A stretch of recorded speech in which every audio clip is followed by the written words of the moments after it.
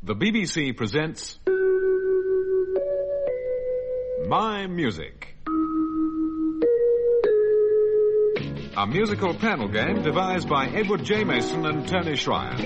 And here's Steve Race to introduce the team. Thank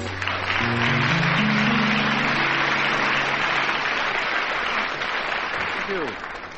Hello, and our greetings to you. And when I refer to us, I mean, of course, apart from myself, David Franklin and Frank Muir, competing in this innocent little panel game against Denis Norden and Ian Wallace.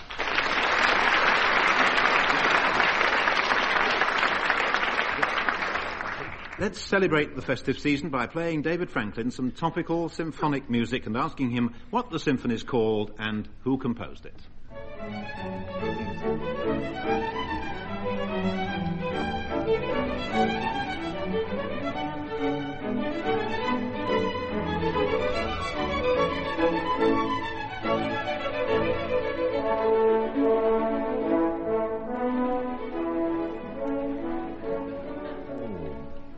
David. It's a Christmas symphony. Well, it's not quite called that, but it's Christmassy, isn't it? Christmassy, yeah. There's another word before symphony. Carol. Thank you, Frank Muir. Yes, a carol symphony, yes. Come all ye faithful.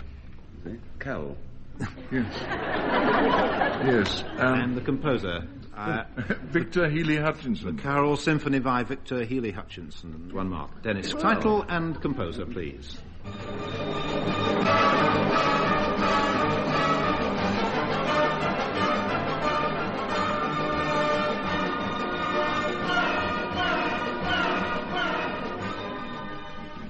Yes, Cacciatorian, and put it in your pocket, whisper a rain. Cacciatorian Sabre Dance. Yes, which was the composer and which was the title? It was the Cacciatorian Symphony by Ivan Saberdance. Thank you.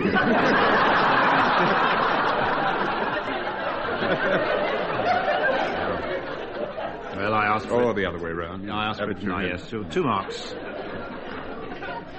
Ian, what's this and by whom?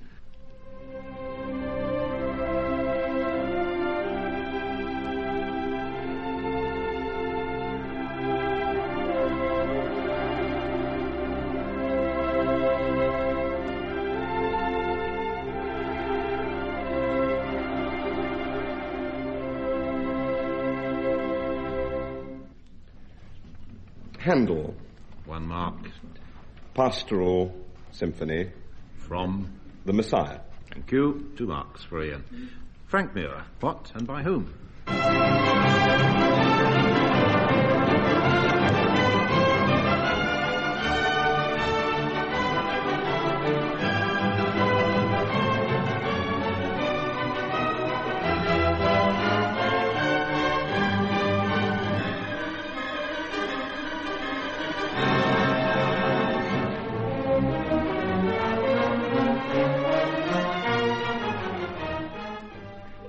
I don't blame you looking so desperate. Is it from a continental composer? Yes, and his signature tune, as you might say, was in the string writing near the end of our excerpt there. At least I thought so. String writing? But that would have helped He David. wrote with string. Do you know any chap who... No, sorry, old man. No. Would you like the composer or the title? Then you give me the other. Both. Le Corsaire. Which is that? Oh! Which is that? Brilliant.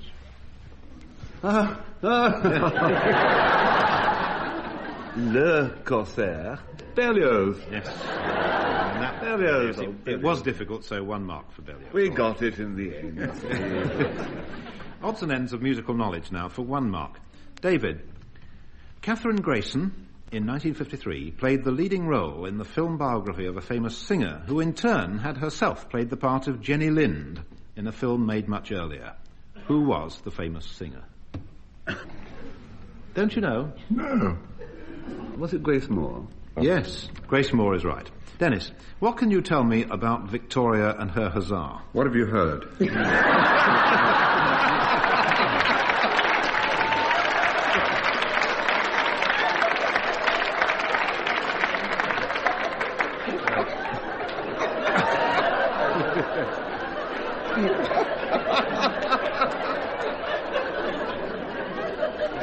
I heard that a lady's name was mentioned in the mess. I can tell you less than you've got down on that paper, that's for sure. That's for sure. All I can tell you is that Victoria is spelt with a K. Yes. And it's some kind of early musical comedy, and I have an idea it was Teutonic, and every bit as arch as it sounds from the title. Mark Twain once said, "A German joke is no laughing matter." So, other than that, I really exhaust. That's the end of the Victoria line, as far as I'm concerned.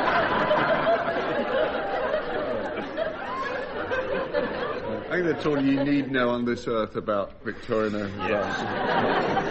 Yes, apart from the fact that it was a Viennese operetta by Paul Abraham, and the premiere was held in 1930. Oh, how dull. Yes, somebody rather... Dennis has a mark there. Ian, we shall now hear from you. Who were Flotsam and Jetsam? Flotsam and Jetsam were, I suppose one might have described them as comedy duettists. They were B.C. Hilliam was the one with the high voice, and Malcolm McEachran was the one with the low voice.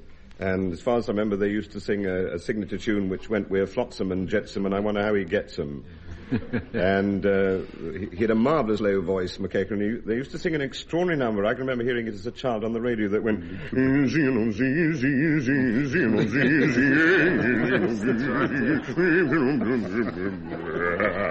right. Yes, very well.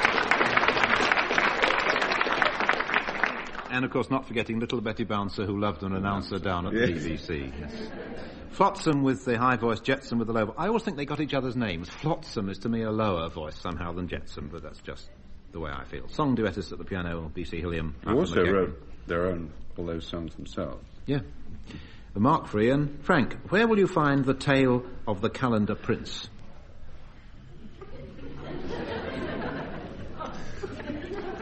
If you stand with your back to the window and face the bookcase, walk forward 4 paces, stretch out your left hand. Underneath the dying indoor plant there's a cupboard, and in the cupboard there's a record with that very tiny writing, because it's so thin on the back of an LP sleeve. It says Scheherazade by Rimsky-Korsakov, and it's one of the... Well, it's more than a movement, isn't it? It's about a third of it. A marvellously devious answer, isn't it? You could have said in Scheherazade, couldn't you? You asked me where it was.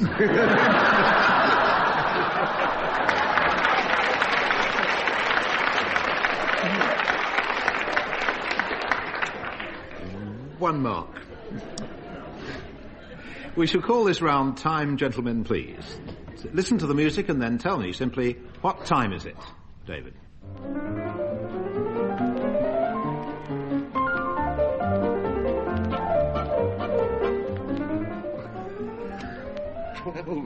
I was going to say, well, it isn't a 6/8.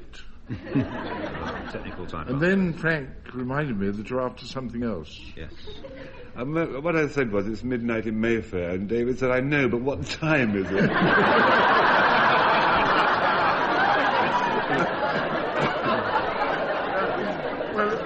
I was looking for a 2/4 or an à la breve. Oh, for too me. technical now.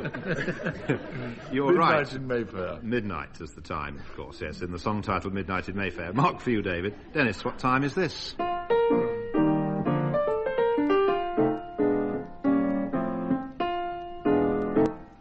About a quarter to... Oh, it's about a quarter to 9. That's the time. Thank you very much. Thank you, Denis Norden. About a quarter to 9 it is. This evening, about a quarter to 9, actually, in the song. Yes, 1 mark. Ian, what time's this? I like a nice cup of tea in the morning, for to start the day, you see.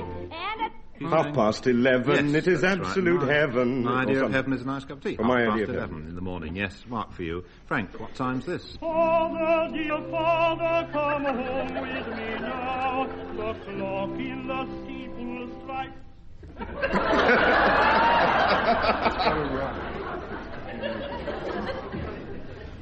And is there honey still for tea? No, the clock's not stuck there. Class are the steeple strikes. So it must be a monosyllabic time, mustn't it? And rhyme. What's it rhyme with? Oh, father, dear father, come home to me.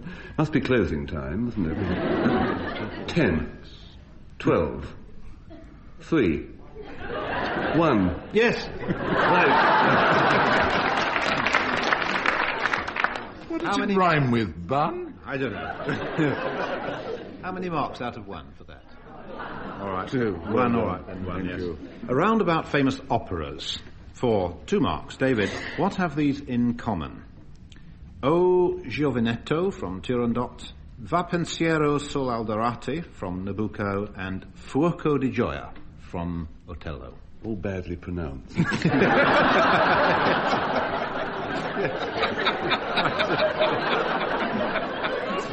That's absolutely right, yes. No comment. Yeah. They are all something or other. Will you say that again? No, Can you I should see listen it written down? You should have listened the first time. They're all opera choruses. And I can't give you anything there. Dennis, the very term opera is, I learn, an abbreviation.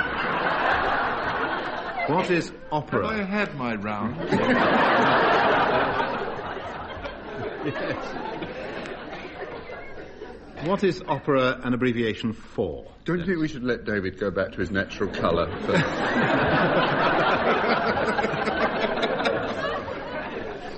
What is the meaning of opera? Yes, it's an abbreviation. What's opera an abbreviation Opera for? is a plural of opus, which is a Latin word meaning work. Therefore, opera means works. And it could be applied to anything from road works to what these two chaps sitting outside are singing. That's why opera, as a term, is an abbreviation. Opera in... Music, I should think. In musica, in yes. music. Work in music. Well, you got your way to it, didn't you? 2 marks. I Ian. didn't realise it, but I suppose I did. Yeah. Ian, there's one in Anna Bolena, there's one in Hamlet, there's another in Bellini's Il Pirata, and the most famous one of all in Lucio di Lammermoor. One what? Have to get rid of them, won't they? There's one in Anna Bolena, Lucia di Lammermoor. There's a mad scene there. And there's also a mad scene in Hamlet and Il Pirata. So there's your answer. Mad scene for 2 marks. Frank. Yes. A 4-act opera by Prokofiev concerns a man who wins a great deal of money and offers it to the woman he loves, who flings it in his face. It's a likely story. Title, please, and original author. Oh, the Gambler. The Gambler, from a story by... There's a story. There's a film with a story by Dostoevsky. That would do for the other Gambler. mark. Thank you, Dostoevsky, The Gambler. There's 2 marks. See how you get on with this next round. I tell you the songs, and you tell me the name of the film in which they appeared. Also the name of the big star, David. Dream Lover, My Love Parade, March of the Grenadiers, Nobody's Using It Now. Sing As We Go. And the star... Gracie Fields. Well said. Wrong. The Love Parade, Maurice Chevalier. Dennis, 4 songs again. What makes the sunset? I fall in love too easily. We hate to leave. I begged her. I begged. Yeah, that's a Frank Sinatra film. Yes. That was Gene Kelly, and Frank Sinatra, and Jose Iturbi in Anchors Away. Anchors Away is right. You've got 2 marks. Ian, Twitter-pated, Love is a Song, Little April Shower, Thumper Song. I haven't the slightest idea. Thumper's Song. I'll tell you the name of the film, and you tell me the name of the main star for half a mark. Yes. Bambi.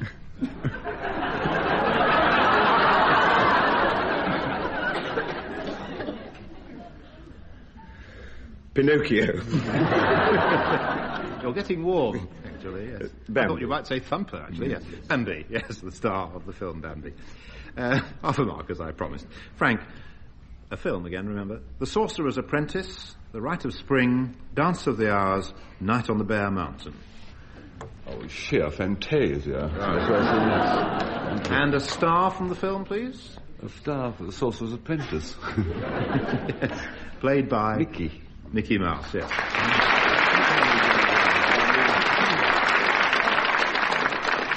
Occupations, trades, professions, callings. David, what does this man do for a living?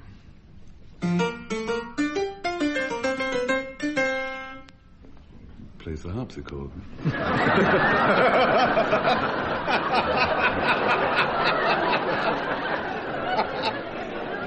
I admit it, yes.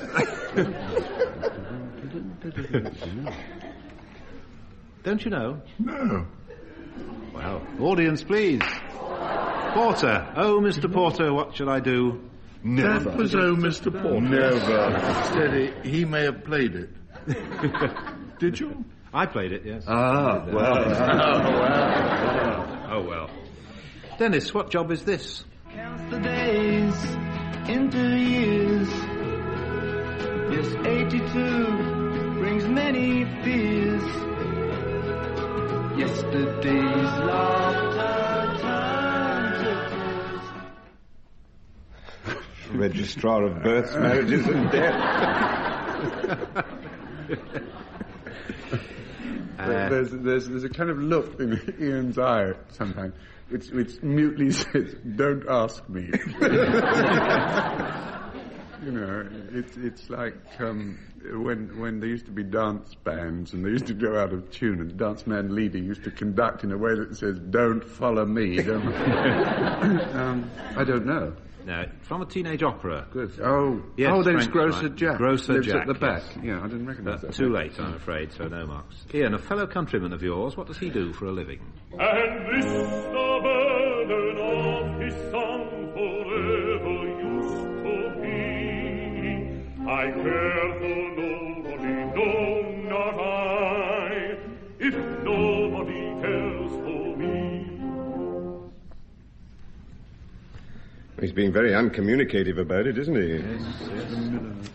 Yes. All so far. I should put it on record that on this occasion my friend has helped me considerably in something I should have known.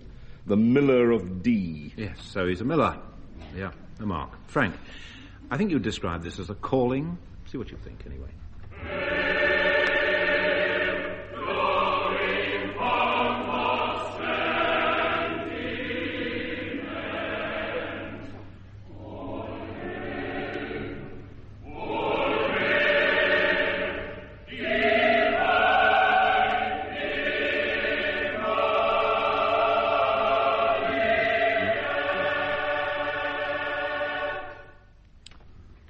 They do. Clerk and Holy Orders. No, terribly far from it. Choir. They'd be unfrocked if they're doing this, if they're in holy orders. Oh, well, no, they're not that sort of choir. Ah. I could tell you where they all live, or come from, or visit from time to time in their ship. Penzance is where they come from. Pirates. Never made you think of that. It didn't sound like pirates, did it? I can't give you any marks, can I, for that? No. The score. Ian Wallace and Denis Norden leading at the moment by 2 marks. A verbal question, but the answer, please, in a snatch of song. David, what colour are, respectively, the wheels and the upholstery, and what is the dashboard made of? The wheels are... Yellow. Yellow. The upholstery is brown. Brown. And what was the other? And the dashboards... Genuine leather. Thank you, Frank. Ising Yes. glass windows. Dennis, what wouldn't Nina from Argentina do? This is a Noel Coward song, isn't it? Yes, that's right. And I can't... She wouldn't do one of those dances from South America that... Ah, you're coming along nicely. which I can't remember. She refused to begin the... Begin! Though they besought her to... Yes, do you know the rest? No. The language profane and obscene, she cursed the man who taught her to. Ian, who was doing what to whom underneath what conifer? And you witnessed it, too, in the song. It must be a Christmas tree. I saw... Oh, I saw Mummy kissing Santa Claus. Yeah, a mark. Frank, how do you know that your fairy days are drawing to a conclusion?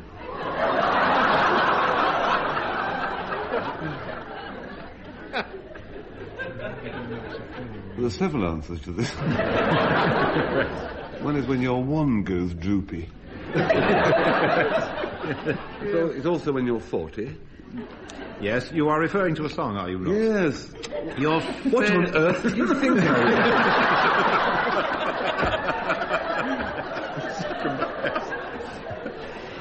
was? It's nobody loves a fairy when she's 40. Right. And when her wand went all wobbly. Your fairy days are ending when your wand has started bending. That's the line. Yeah. Finally, for this edition, some Christmas singing from all of you, we hope, listeners and audience alike, not just from the contestants. 3 marks available.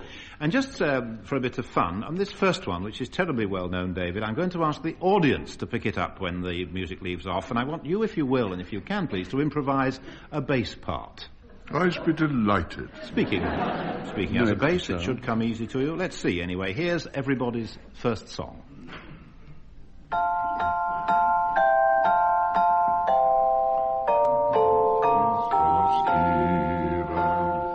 When the snow lay round about, deep and crisp and even, brightly shone the moon that night, though the frost was cruel.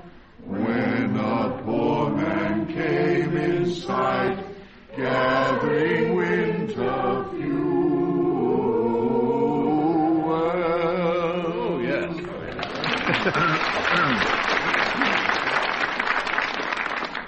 3 marks. Dennis will now improvise. I'll improvise the tune. Yes. An approximation to this song, Dennis, from you.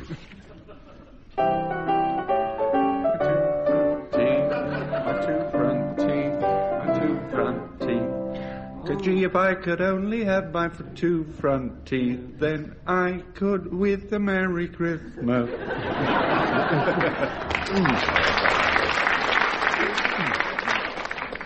We don't really want any more, do we? No.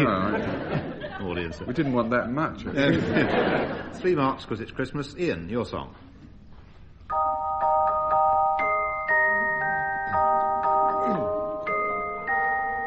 Of all the trees that are in the wood, the holly bears the crown.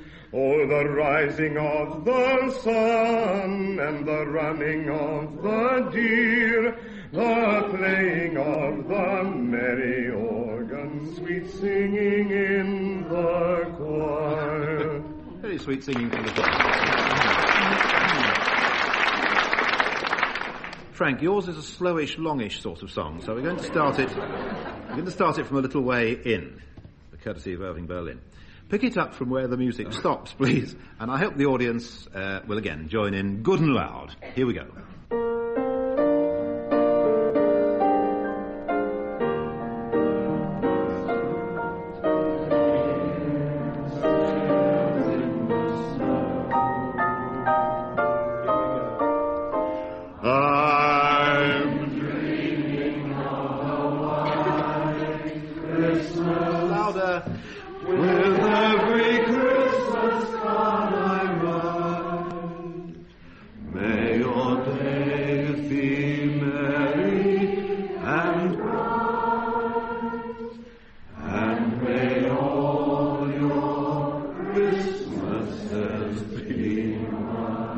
Thank you very much.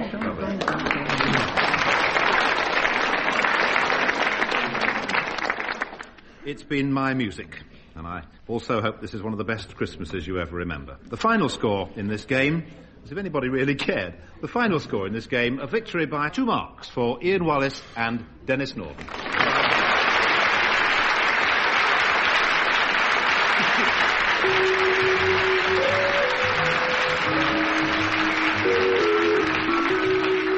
Taking part in My Music were David Franklin, Frank Muir, Denis Norden, and Ian Wallace. The chairman was Steve Race.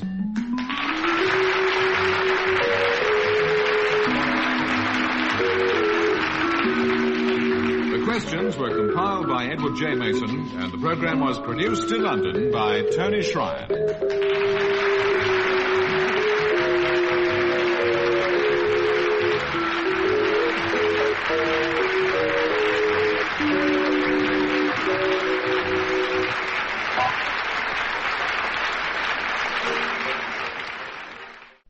The BBC presents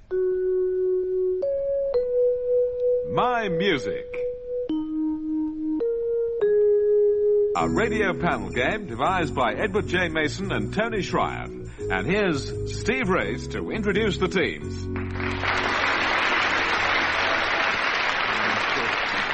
Thank you. Yes, My Music is back, a contest of musical wits and knowledge between Ian Wallace, partnered by Denis Norden, and David Franklin in partnership with Frank Muir.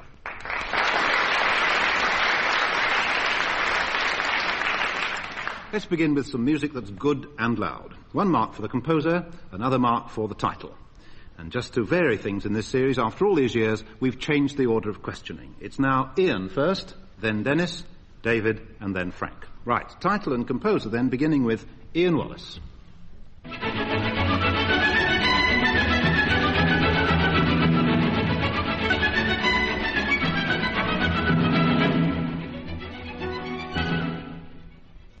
Ian. For a long, long time I have sat here in this game, at this particular moment, happy and relaxed, waiting to hear my old friend at the other side of the table take the first ball. On many occasions I knew what he had to guess, and he didn't. And he knew what I had, and I didn't. And I suppose the BBC may have thought that by reversing the order we might get 1 or 2 more right between us. It won't work out that way, I'm quite sure.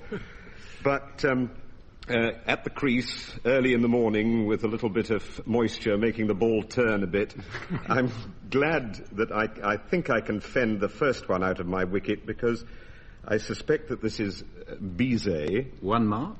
And it's... You've already given the title, curiously enough, when you said David normally takes the first... ball. The other mark. Le Bal.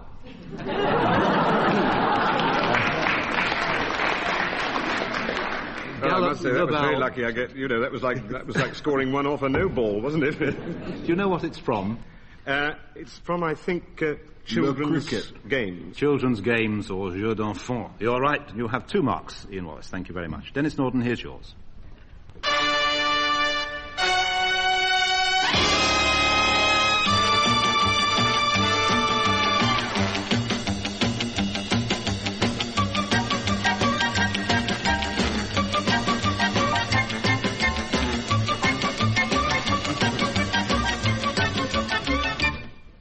Title, composer. I think it was Casanova who said it's always nice when the first one in a new series is an easy one.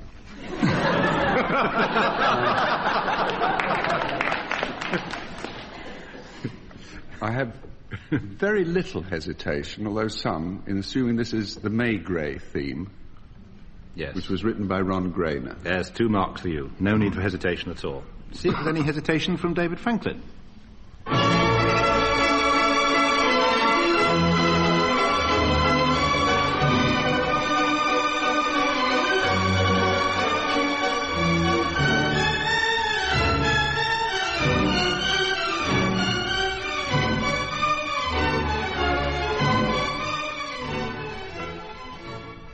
I think we've done about 80 programs so far in My Music. That means we've had 4 opening dollops of music. 4 times 8 is 320, and of those, 317 have been Tchaikovsky. Statistically, this must be Tchaikovsky. The 318th it is, yes, it's Tchaikovsky. But... Now, what is it? It's not a ballet. No, it's not a ballet. Shall I give you a little clue on this quaint keyboard instrument I have beside me? Please. Little clue. Lunchtime. Somebody's wanted on the phone. No, it doesn't mean anything to me, your clue, Steve. Oh, violin. Yes, the tuning notes of the violin. It's violin concerto. Absolutely right. Your second mark. Yes. And without help. No help at all, was it? Frank, just to vary things a bit, here are 2 famous British bands of the 60s playing together. The tune is South America, Take It Away. Who are the 2 band leaders who were taking it away? Listen.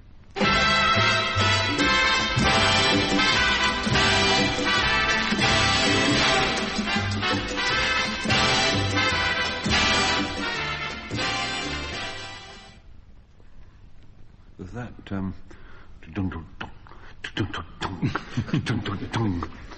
Edmundo Ross. Edmundo it was, yes. Who makes every tune sound delightfully the same. How tactful you are, yes. Yes, that's right. Whose And was the other band? What period was it? The 60s, but equally it could have been the 50s. Ted Heath. Yes, there's your other mark. The Edmundo Ross and Ted Heath bands playing together. South America, take it away.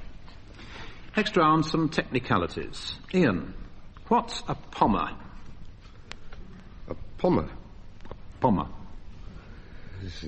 Bombard. Dear. A bombard is a musical instrument. I must give you a mark. The bombard or a shawm, a member of the oboe family. Oh, the oboe, Alternative name a for bit the higher bombard. up the... Yes, a bit higher up the scale. Yes. You'd certainly get a mark, though. Dennis, what's a fipple? A fipple, Steve. Fipple, yes. Oh, you've come to the right person. There's a well-known saying, it's part of a well-known phrase or saying, which is, you can pull all the fipple some of the time.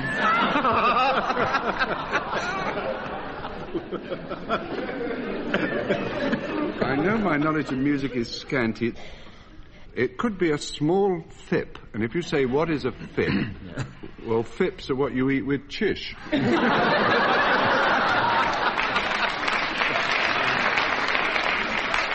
That's worth 2 marks of anybody's money. I don't know what a... No, well, I don't know. I bet...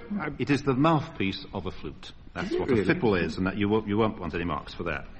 David Franklin, what do musicians mean by gliss? That's a rather vulgar contraction of glissando, which means a sliding. A sliding from one note to another. Like on a trombone, for instance. Well, yes. Or something It like can also be done on strings. Yes. Or on the vox humana. Well, on the vox humana, Frank, it's generally called a portamento. You can't do it on a parquet floor. There's a mark, anyway. Frank, where would you find a bichord? Where? Not why, or... No. Who? Well, I'd be happy to know why, but... Well, if somebody said, you have more than one string to your bow, I see, you'd be in a possession of bichord. And that gets you a mark, I may say. It's a term used for instruments with 2 strings in unison for each note. The 2 strings play a bichord. And Frank, we shall obviously have to make the technical questions much, much more difficult. Indeed you must. Indeed. In an earlier programme, in an earlier series, I asked you to identify certain orchestral instruments. And I remember Frank immediately saying to David, one of them's bound to be the cor anglais. It always is. And of course he was right, thereby ruining the whole round. Gentlemen, kindly identify the musical instruments, and one of them isn't the cor anglais. Ian Wallace, what's this?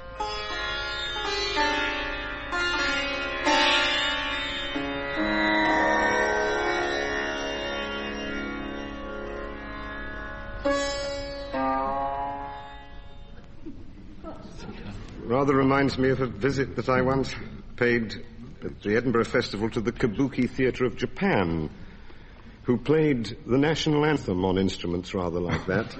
And it sounded very, very strange, but it's an Indian instrument. Yes.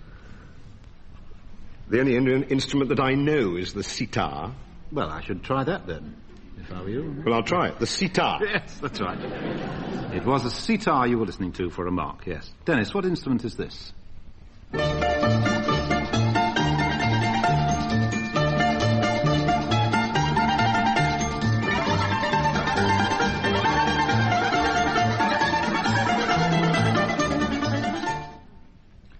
I'm not sure whether it's Retsina that's the drink and bouzouki is the instrument, or bouzouki is the drink. The booze makes it sound.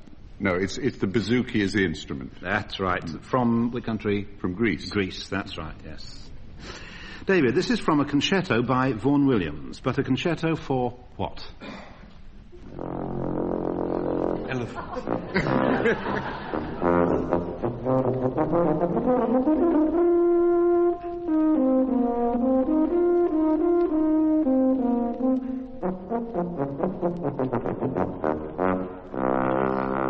It's Jimmy Edwards. No, it isn't quite. It's his sort of grandpappy, really. What do you call it? The contratuba? Well, let's just settle for tuba. Tuba. Frank, your recorded examples tend sometimes, I've noticed, to be on the brief side. No matter. What's this?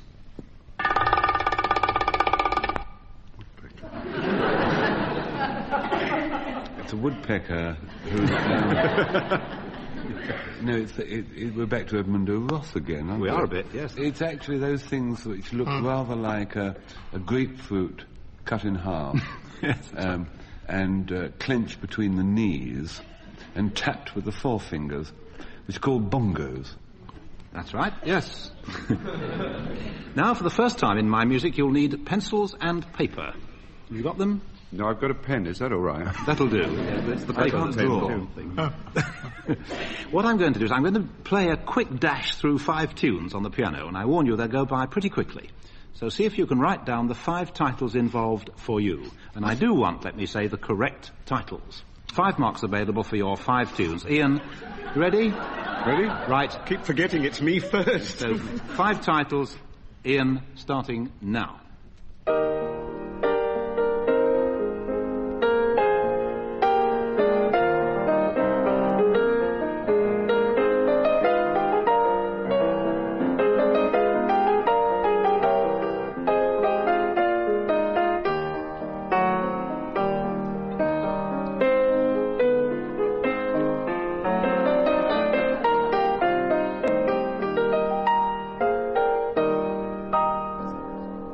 Better played than that. Ian, see how Well, you the first one was One Night of Love. Yes, there's a mark. I get a kick out of champagne. Well, Out the of title. you. Well, I get it. Yes, I get champagne comes into it, doesn't it? He actually, in the song, he gets no kick from champagne. Well, but then that's the song. I get a I'm on kick the out right of track. Mum. The last one was Musetta's Waltz Song from La Boheme. Yes. And you didn't get the other 2, I think. There was one that I knew perfectly well, but I didn't know the name of it. No, There were 2 that you knew perfectly well. You couldn't get the Yes, name. yes. Well, you've got 3 marks out of 5. The other 2 were Waltz of My Heart, Ida Novello, the second tune, and Invitation to the Dance, or Invitation to the Waltz. That was the one, yes. The penultimate one. 3 out of 5. Dennis, your medley of 5 tunes coming up now.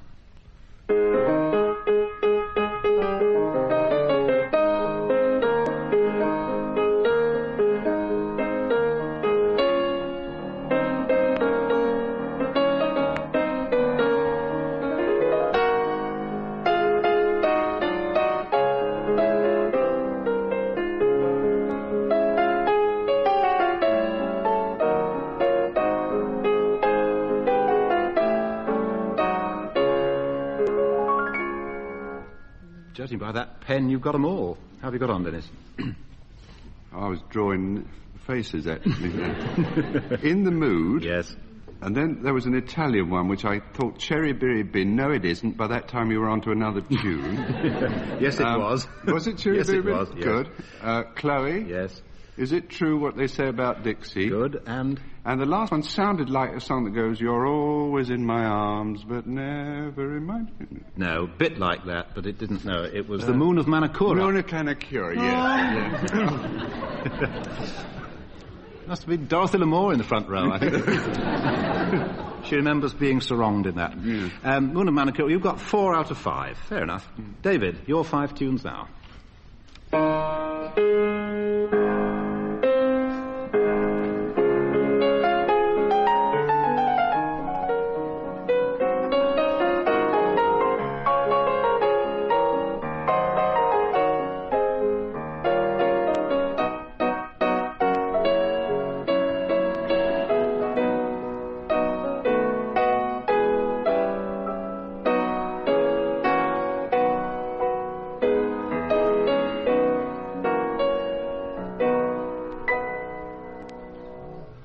Did I get into B major? Anyway, You're too quick for me. let's see what you've got, David. What's yours? In Cellar Cool, Thank you. Yes. a Blue Room, Missing one, yes. Well, there was one in between. There was another one there? Yes. You see, Frank and I suffer under the difficulty that we think it's all one tune. And the next one is Tarara Boomdier. Is it? No. No, La Donne Mobile. Same thing. Same thing, yes. Yes. The way you played it, it sounded like Tarara Boomdier. And you finally finished with a stirring half-chorus of Love's Old Sweet Song. Thank you. Very good. You've got 4 out of 5. The one you missed was the Chrysler tune, Schöne Rosmarin. Oh, I shouldn't have known that one. Frank, pencil and paper ready, and your medley.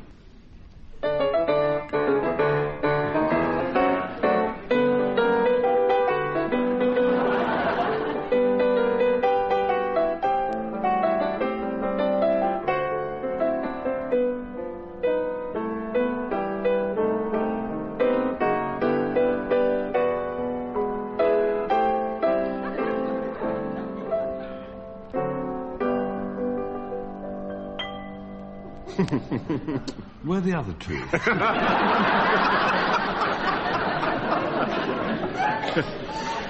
Well, let's see how you got on, Frank. I didn't get on. I was running along behind. The first one was a travesty of Colonel Bogey. No, actually, it was Blaze Away March, the introduction. The second was I've got a lovely bunch of coconuts. Correct, yes. Thank you. I resign now. The 5, you've got 1 mark, Frank. The 5 songs were...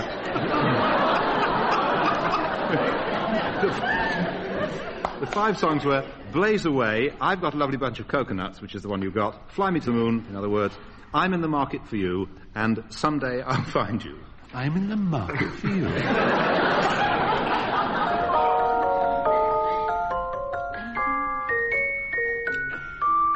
From an old Janet Gaynor, Charles Farrell film. This is your era, not mine.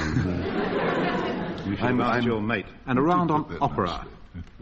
David, since you're an opera specialist, I'm going to come to you at the very end of this round and ask who the lady singer is that we've been hearing. By then you'll have heard 3 examples of her work. First question then to Ian. What's the connection, Ian, between this music and the girls of Josias Priest's School for Young Gentlewomen?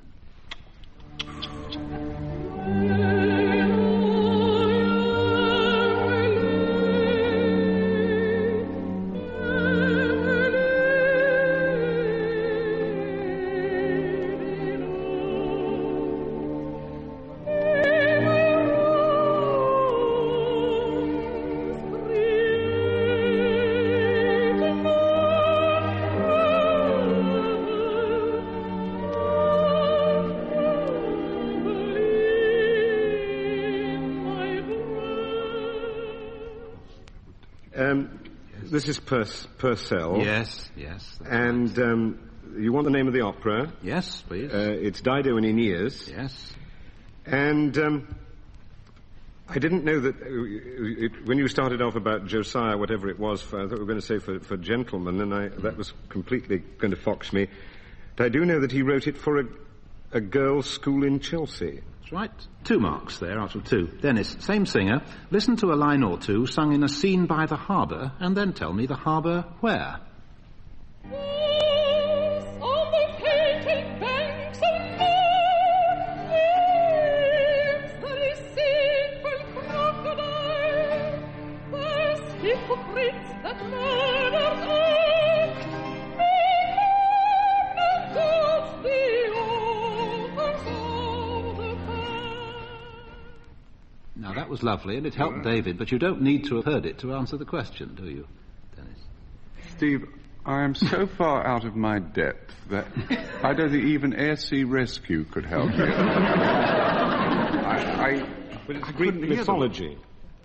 It's the same... what do you want to know? It's the same opera, and I want to know Dido and Aeneas was Greek, yes, we can get... Well, which harbour? Carthage. And where, pray, is Carthage? Goodness knows. I don't know. Well, it would be round about Troy, but No, not very near to Troy. Having been to both places, I can tell you, yeah. it's a long, long way. No, Carthage near Tunis, actually. Between Tunis and Bizerte. I just reached for a Greek word, and we give him, I think, 1 out of 2 for that. David, skipping you for a moment, we go on to Frank. Frank, same singer again, but different music. What is the connection between this and the Cornish coast? Ich bin sehr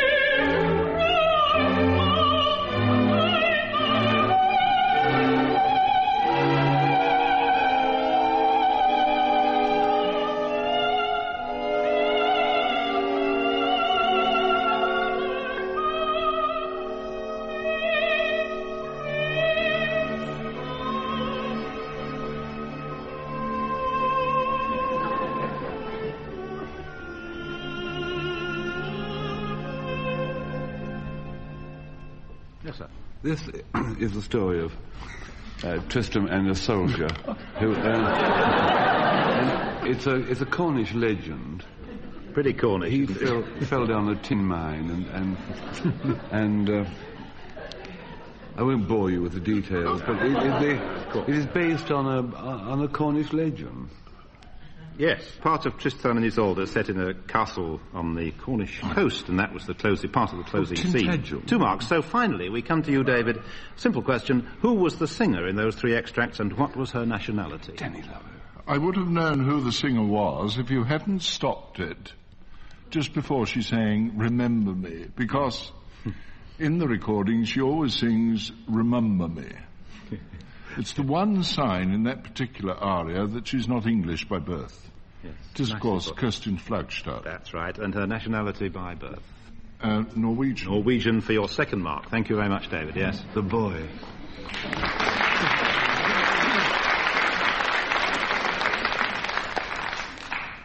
Final round. Questions about songs, and the answer in each case is in the words. Ian, I'm going to come back to you at the end, in this case for a nice bit of singing. So, in the meantime... What do you expect from us, then? Well, almost anything else. Dennis, where does one vainly appeal for a good square meal? Down the hall.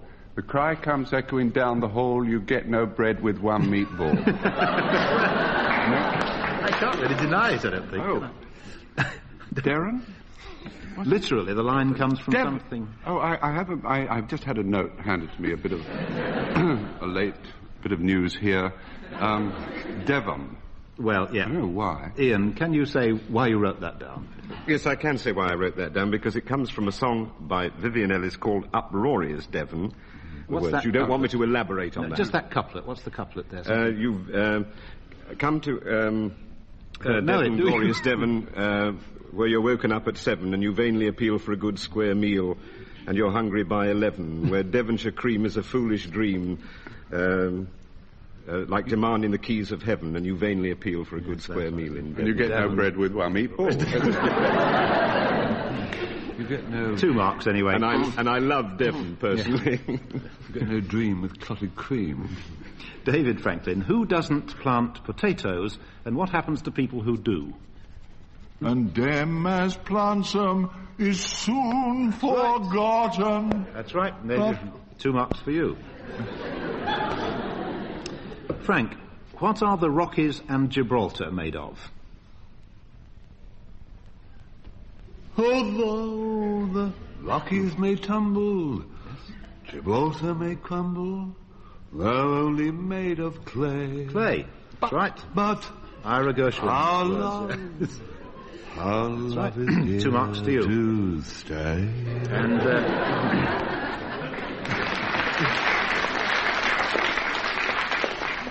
Ian, we come back to you finally. Can you tell us, please, in song, where are roses blooming?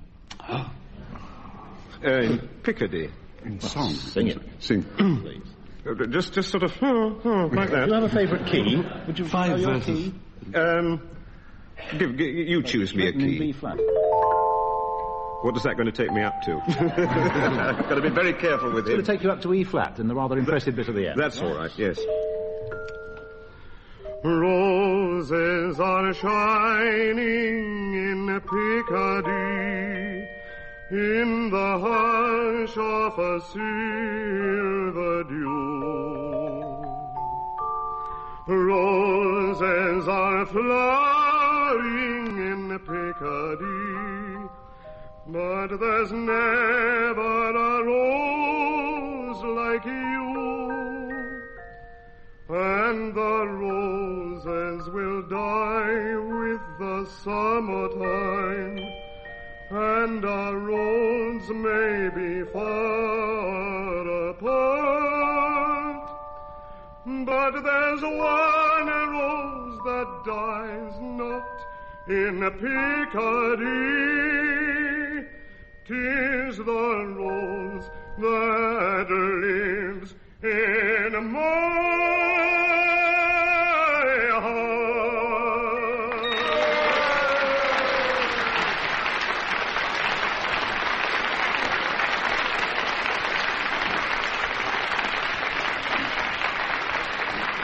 And don't forget the pianist. Who announces that there we have to end my music.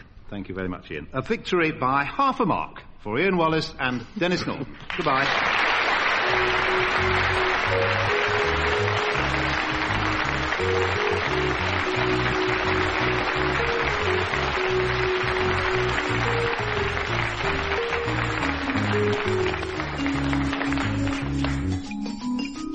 Taking part in My Music were David Franklin, Frank Muir, Denis Norden and Ian Wallace. The questions were compiled by our chairman, Steve Race, and the programme was produced for the BBC by Tony Schreier.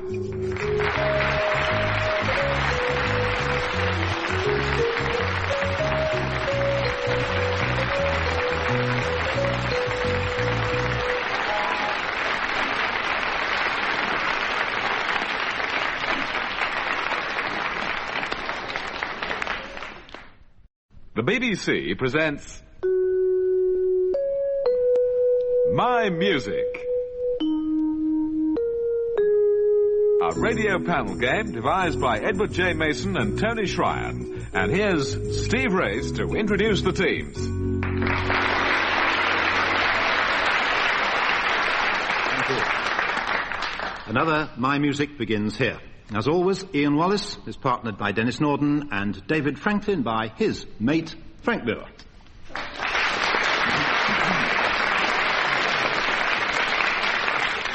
Just for a starter, and I remind you we start these days with Ian, what is it and who wrote it, Ian?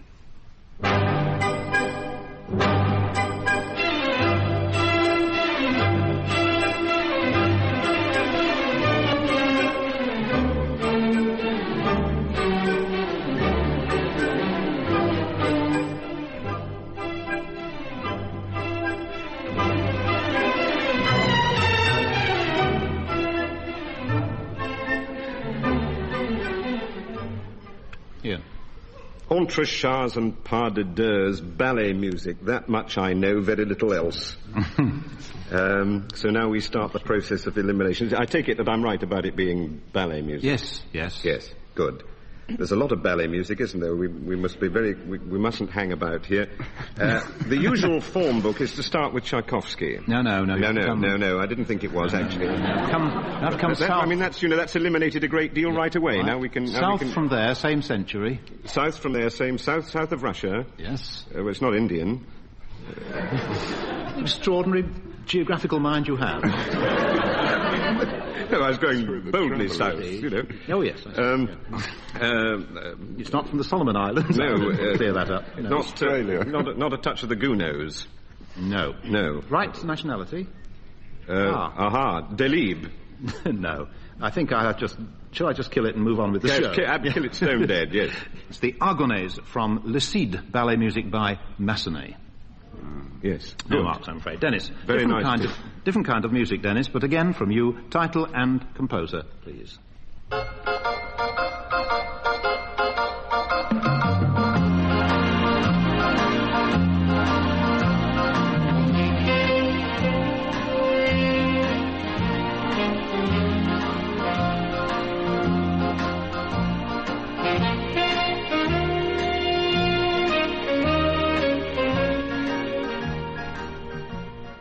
I think we can rule out Tchaikovsky right away. Yeah. Dispose of Massenet, Gounod, your lot out the way. They've gone, yes. Trouble is, I don't know what... I would say it's film music. Well, good tune, fine film, great television series, too. American? Yeah. Yes, rather. Yes. Ah. I don't... No, I don't know it, Steve. I really don't. It's Neil Hefti's theme for The Odd Couple. Ah. No marks to you. David Franklin, back to the classics.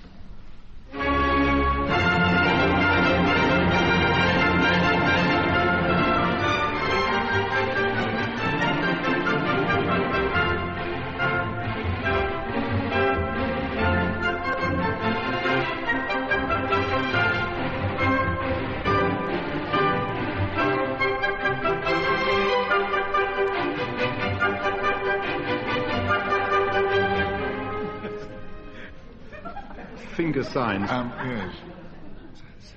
Yes, I have the greatest confidence in saying that this is Beethoven 8.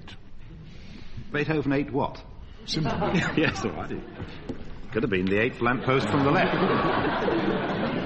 Thank you, Mrs. Franklin, sitting in the... No, yes, it wasn't my wife. Symphony. It's part of the last movement of Beethoven's 8th Symphony. You got 2 marks. First person that has in this game. Next Frank. time, come and sit here. Frank, in your case, it's the end of a famous composition from the world of ballet. We're going to play you the last 21 chords. I feel surely that should be enough.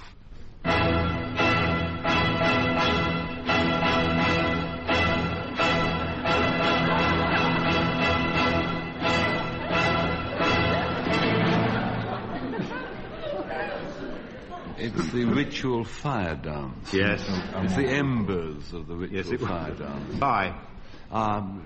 Do I know the fella who wrote it? You know the fellow who wrote it. It's the fella. Yes. 2 marks to you. Manuel de Falla's ritual fire dance. This round concerns the words of songs. Ian Wallace, what's the origin of the line, frustrate their knavish tricks? The origin was patriotism, I suppose. Yes, I mean, what's it from? It's from the second verse of the national anthem. Mm-hmm. And goes on to say, confound their politics. Well, that's worked out pretty well. Yes. That's funny. Evelyn Waugh once wrote that the only people who know the second verse of the national anthem are school children and spies. The cinema projection. Which category do you imagine I fall into? French people have a joke they like to tell, about a guard on sentry who says to somebody who's there, and they say, a Frenchman, he says, sing the whole of the Marseillaise. The Frenchman says, I can't sing the whole of the Marseillaise. He says, pass, Frenchman. Yes, from God Save the Queen, or God Save the King, scatter her enemies and make them fall, confound their politics, frustrate their knavish tricks, on thee our hopes we fix, and so on. Dennis, I wonder whether she'd wear a feather. Who? Is this an actual line of a song or an association with us? In other words, is it an inference to be drawn from the words? No, it's an actual line, and it's on the tip of Ian's tongue, but he hasn't got it yet. I was thinking of the saucy little bird on Nellie's hat, but I bet it's something much more upper class than that. Much more dress circle. It's one of those that goes on tum-ta-ta-tum-tum-tum-tum, is the song. By the most rumty-tumty of all composers. By the most rumty-tumty of all composers. Yes, it's Sullivan. Yeah. And it comes from the Gondoliers, in fact. Yes. And it's either Tessa or Janetta who sings it. It comes from a regular royal queen. That's right. I wonder whether she'd wear a feather. I rather think she should. And then it goes...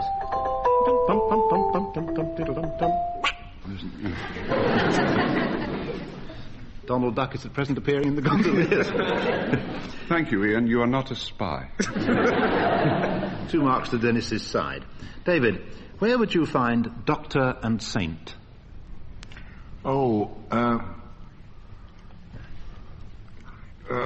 Unheard great argument. It's, myself when young did eagerly frequent Doctor and Saint and heard great argument. Myself when young did eagerly frequent. But evermore came out by that same door wherein I went. Something before. What? Yes. In other words, from a song point of view, you'd find it in... one of a series, a song cycle by Lisa Lehmann. Yes.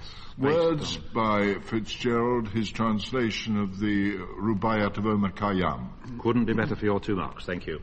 Frank, what's the origin of the line, wider still and wider? Oh, it was a patriotic dentist called Edward...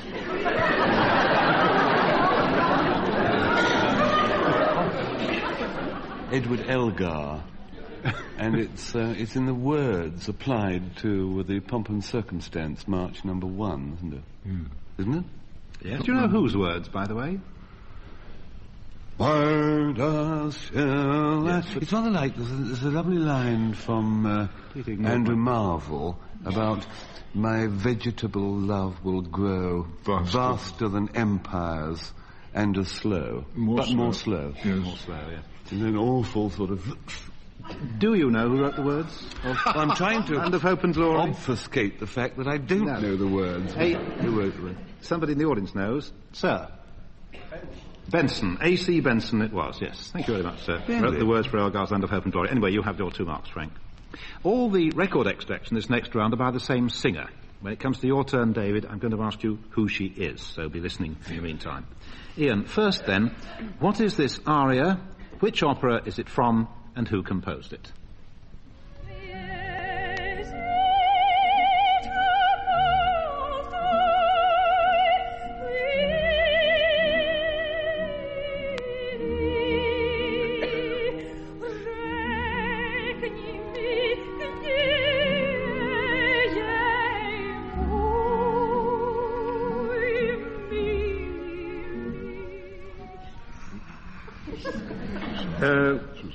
The opera is Rusalka. Aye. Forgotten the composer. Isn't that awful? It's completely gone. Ah, well, never mind. Do you know the name of the aria? It's about the moon. Yes, but... Yes. Silver Moon. Oh, Silver Moon. Rusalka, you don't know the composer. I think 1 out of 2 is fair enough. The composer, Dvorak. Joan Hammond played in that part on the stage in Covent Garden, I think. 1 out of 2. Dennis, same lady. Give you 2 marks not to ask me. No, I think you may know. It's the same lady singing. I'm going to ask you, what is she really singing? What is she saying in this song? Mein Herr Marquis, ein Mann wie Sie, sollte besser das verstehen. Da rate ich, ja genau, sich die Leute anzusehen. I don't know. I've seen him do it, and she flicks him with her fan. and in English, it's something Asian. Oh. And she's laughing. She's laughing like mad. She's actually singing, I wonder if I'm wearing a feather.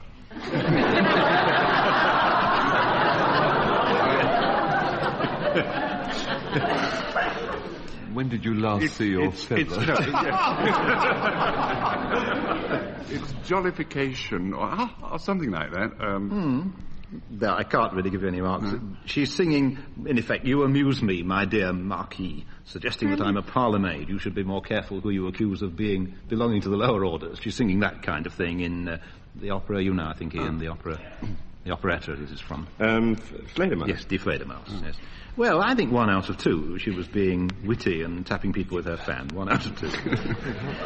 David Franklin, here's another example of the same singer, and after you've heard it, tell me, please, who she is.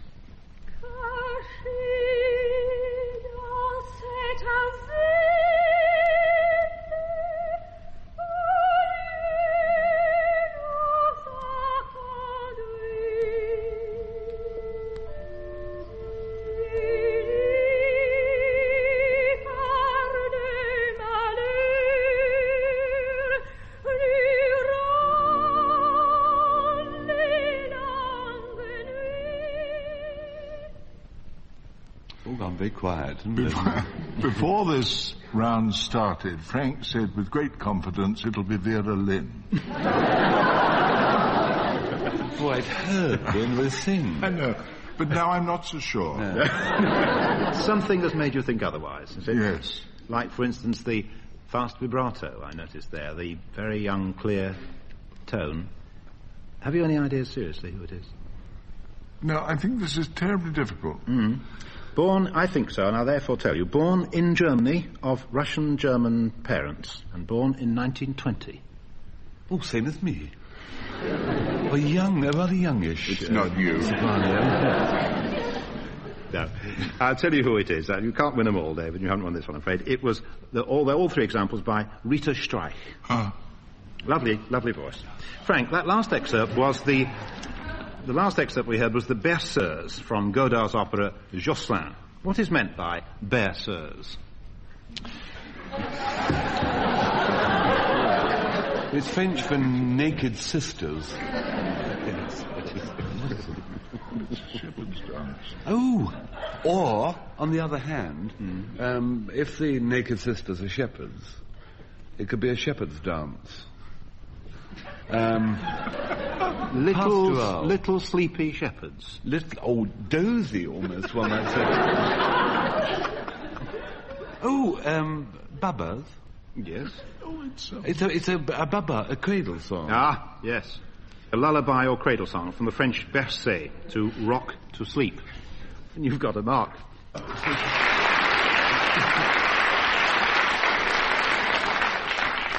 In this next round, I read a description of a musical place. A musical place. See if you can name it. Ian. Formal dress, then on to the 5:50, which will get you there sometime after 7, though there is a special train. Inside, it's up to date, but the exterior is partly Tudor. Which place is that, Ian? Formal dress. Yes. I'm putting on my top hat. You would put on formal dress to go there, get on a train. Oh, it's not a song? No. This is a musical place. See. I thought you meant this was like, pardon me, boy, is this the Chattanooga? Now, that's next week. Yes. Well, it's pardon me, boy, is this the 243 for Glyndebourne? Yes, that's right. The Glyndebourne Festival Theatre for your mark. So you see how serious this round is. Dennis, another place. It opened in 1910 with Nellie Wallace. The original prospectus read, "In the Great Palm Court, 1,000 persons can be comfortably served with tea whilst the ladies' orchestra plays daily." By 1928, the main hall was a cinema, but live entertainment was established again thanks to one special week in 1932. It's still there. What's it called, and what was that special week? The place. Is the Palm Court now the bar? Probably. Is it the Palladium? Yes, it's the London Palladium. That's half a mark. And which special week re-established it in 1932? What re-established the Palladium with the Crazy Gang shows, which was at that time much bigger than the Crazy Gang that we, lately knew, because it had Carol and Mundy and all sorts of other people. They had a crazy week, and that gave rise to the whole Crazy Gang. Which opened at Brighton, at the Brighton Hippodrome, the week before, and I went to it. I was very young, and nobody had ever known anything like that in that time. And I went in with my parents. It was the first time I'd ever been to the theatre. And what we didn't know was that the Crazy Gang were taking tickets as well. And it was my big treat, and Bud Flanagan took our tickets, looked at them, and he said, "We don't want your sort here. Out." Really? And I thought this is what happened at the theatre, and I was all ready to cry. That is the saddest story I've ever heard. It's quite ruined my day. You've got a mark if that's some small compensation for childhood disappointment. It would come in handy later in life. My father said it's all experience.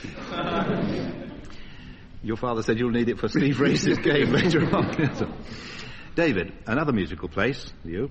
The foundation stone was laid in 1872 by the founder. Later, the founder's widow took over the direction, then his son, and later his 2 grandsons. For a while, the U.S. Army ran troop entertainments there, but it's now back housing the music of whom? Oh, Wagner. At? Bayreuth. Bayreuth, yes. And I don't know about you, I didn't know that the U.S. Army ran shows there during the Second World War, but they did for a while. Beirut. Frank, yours isn't exactly a building, more of a hole in the ground.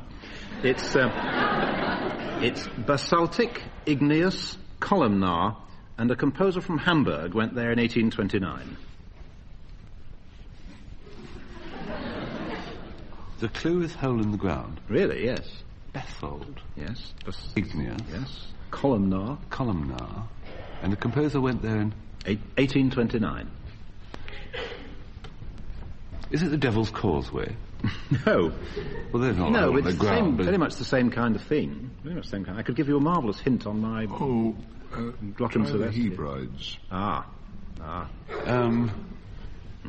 The bridegrooms.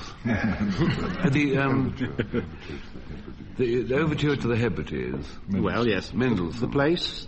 The Hebrides. Yes, the place in the Hebrides. Well, it'll be... Fingal's Cave. Ah, yes, got it out of... My goodness, I wormed it out of you at last. Fingal's Cave on the island of Staffa. The Hebrides, Mendelssohn's overture, yes. Well, you get your mark, I suppose, eventually. We call this next round trailers, as in a trailer for next week's film. You know how it is. You go to the cinema and they show you what's on next week. There's a great burst of music and a voice says, "Thundering out of the untamed west," or something like that. We're going to play each of you some movie-type music. When the music fades after about 20 seconds, I want you to improvise the commentary that comes out of the screen at that point. The commentary or the dialogue, if you prefer.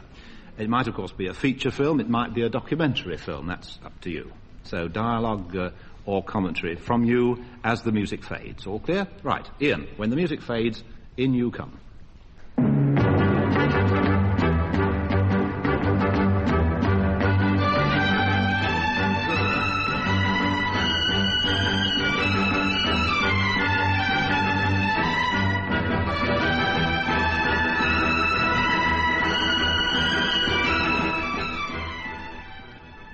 You who live in those little boxes in the city very seldom have the opportunity, as I did last month, to follow the trail right into the center of the Nebraska meat fields, where they they breed these great husky cattle with the huge horns and gather them together to take them to the stockyards and to be sold. I had this experience and I hated every single minute.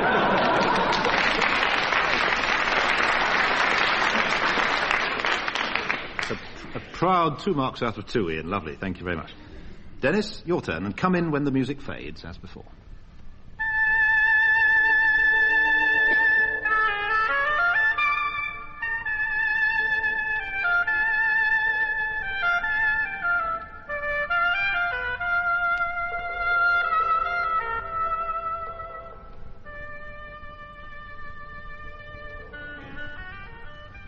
Farmed fresh and touched with the dew of spring, those are the eggs from our groceries.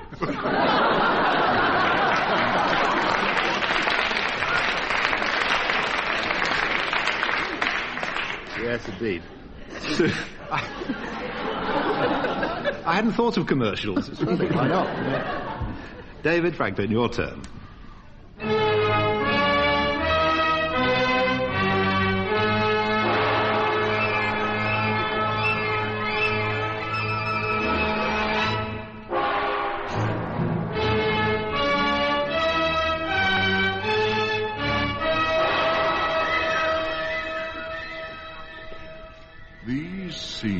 Was shot at great personal risk in the market in the native quarter of Stoke-on-Trent, where they were selling the forbidden china.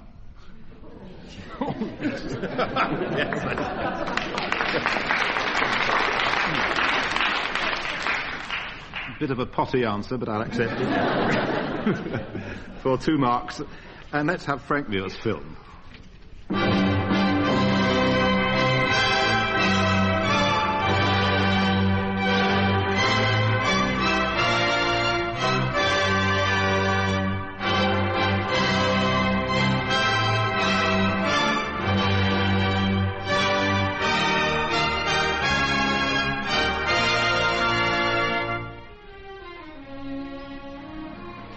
Station WXRC has spent no expense to bring you Great Britain, England's prize-winning television series of the story of Henry VIII in his royal progress through the country of Warwickshire. Thrill as Anne Boleyn's head goes on the block. Thrill as Thomas Culpepper flirts with Anne of Cloves. If you missed it the first time, miss it this time.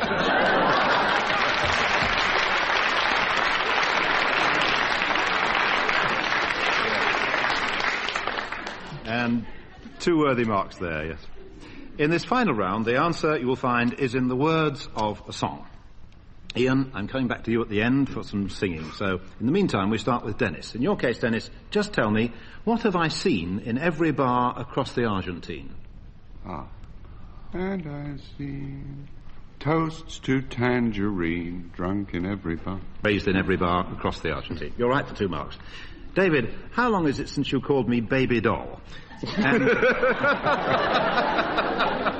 And what else did you tell me at the time? Yes. And what else did you tell me at the time? I told you were very nice to know. You did, yes. I cannot deny it, you did. 2 marks to you. Frank, she said she was 25 with money in the bank. What were you, and what were you up to your eyes in? She said that her age was 24, cash in the bank. She said she plenty. I like a fool believed it all. I was an MUG. At Trinity Church I met me doom. Now I live in a top back room. Up to me neck in debts a plenty. That's what she's done for me. Yes, near enough.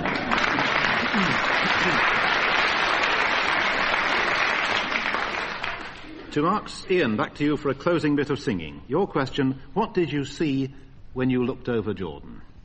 A band of angels coming after me. Please sing it for us.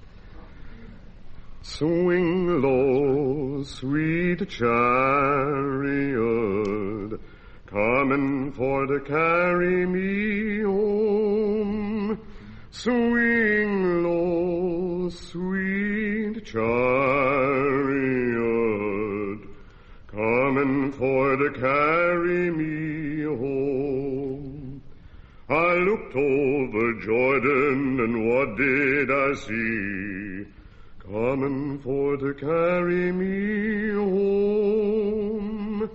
A band of angels coming after me, coming for to carry me home.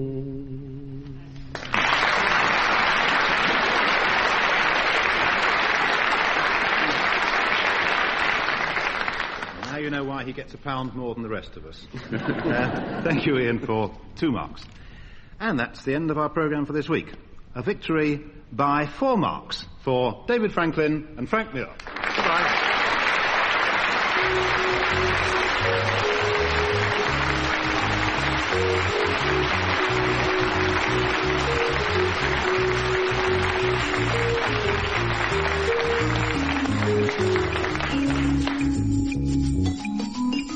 Taking part in My Music were David Franklin, Frank Muir, Denis Norden and Ian Wallace. The questions were compiled by our chairman, Steve Race, and the programme was produced for the BBC by Tony Schreier.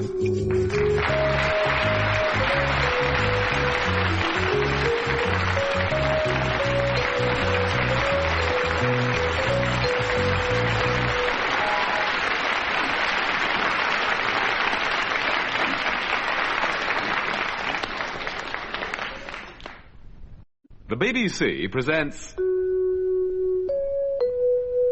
My Music, a radio panel game devised by Edward J. Mason and Tony Schreier. And here's Steve Race to introduce the teams.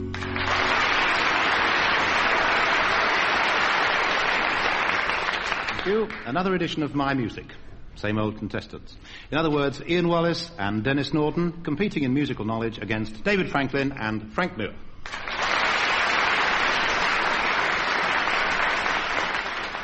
First round, then, we begin, as always now, with Ian Wallace. Ian, who wrote it? What is it? And, in your case, for a 3rd mark, can you date it?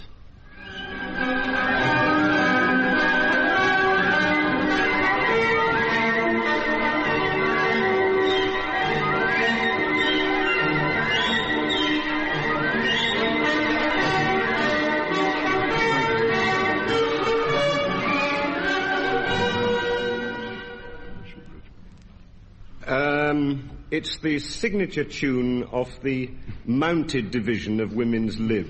How right. Or the ride of the Valkyries, yes, who used to fly through the air with, I gather, the men that they had captured slung across their saddles, uttering wild hoots of laughter and landing with merry gestures on the top of a cliff. And it's by Wagner. Thank you. Third mark, rough eye stab at the date. 1880. 1880? 18? Which did you say? Oh, 1880 something. Yes, not really near enough, Ian. 1870. Yes, that would be second guess. 2.5 out of 3. 1870 was the date of the first production in Munich. Dennis, here's another kind of ride. Who composed it, and for your other 2 marks, who were the 2 band leaders responsible for this version?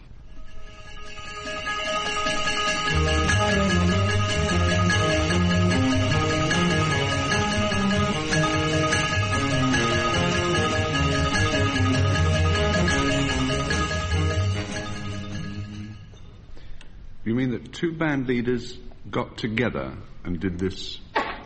Incredibly, yes. They're not very good at getting together, usually, band leaders. Really? The American? Yes. A joint orchestra. Dorsey. No. No. Sort of Finnegan. Yes. Do you know their other names? Ralph Finnegan. No, actually. Oh, Ralph Salter. That was some other guy. Yeah, no, it was Bill Finnegan and Finnegan. Eddie Salter. You've got the 2 anyway. Salter, Finnegan, and the original composer for your 3rd mark. The original composer, it was originally a classical or composition or hard bit.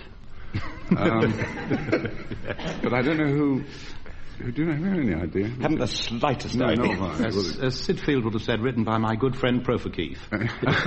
It was by Prokofiev. Well, you've got 2 out of 3. David, whose overture to what? And again, when was it first heard?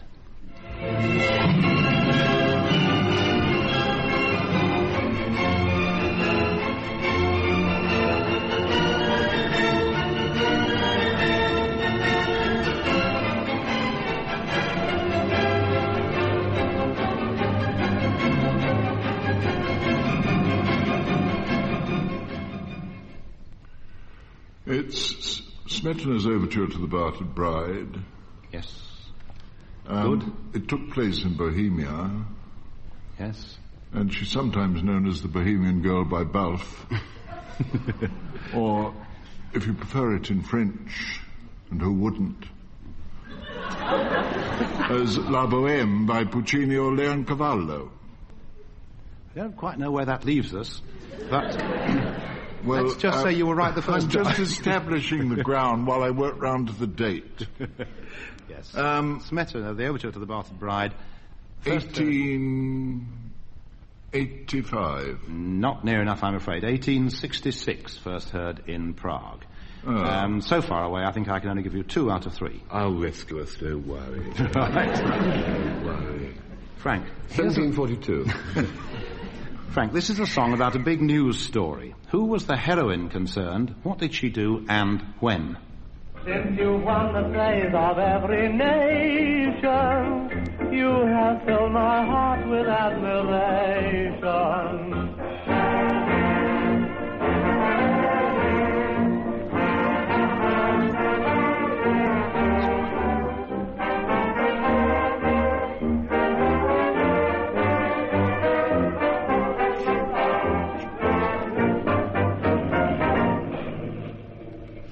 It's Amy, as the lyrics, if you listen very carefully, indicated. Amy, wonderful Amy. Yes. Amy Johnson. Yes. What did she do and when? Well, she flew single-footed to Australia. And when? Solo flight from London to Australia in 19.5 days, and the year? Late 20s. Very late 20s. Well, more or less early 30s? Yes.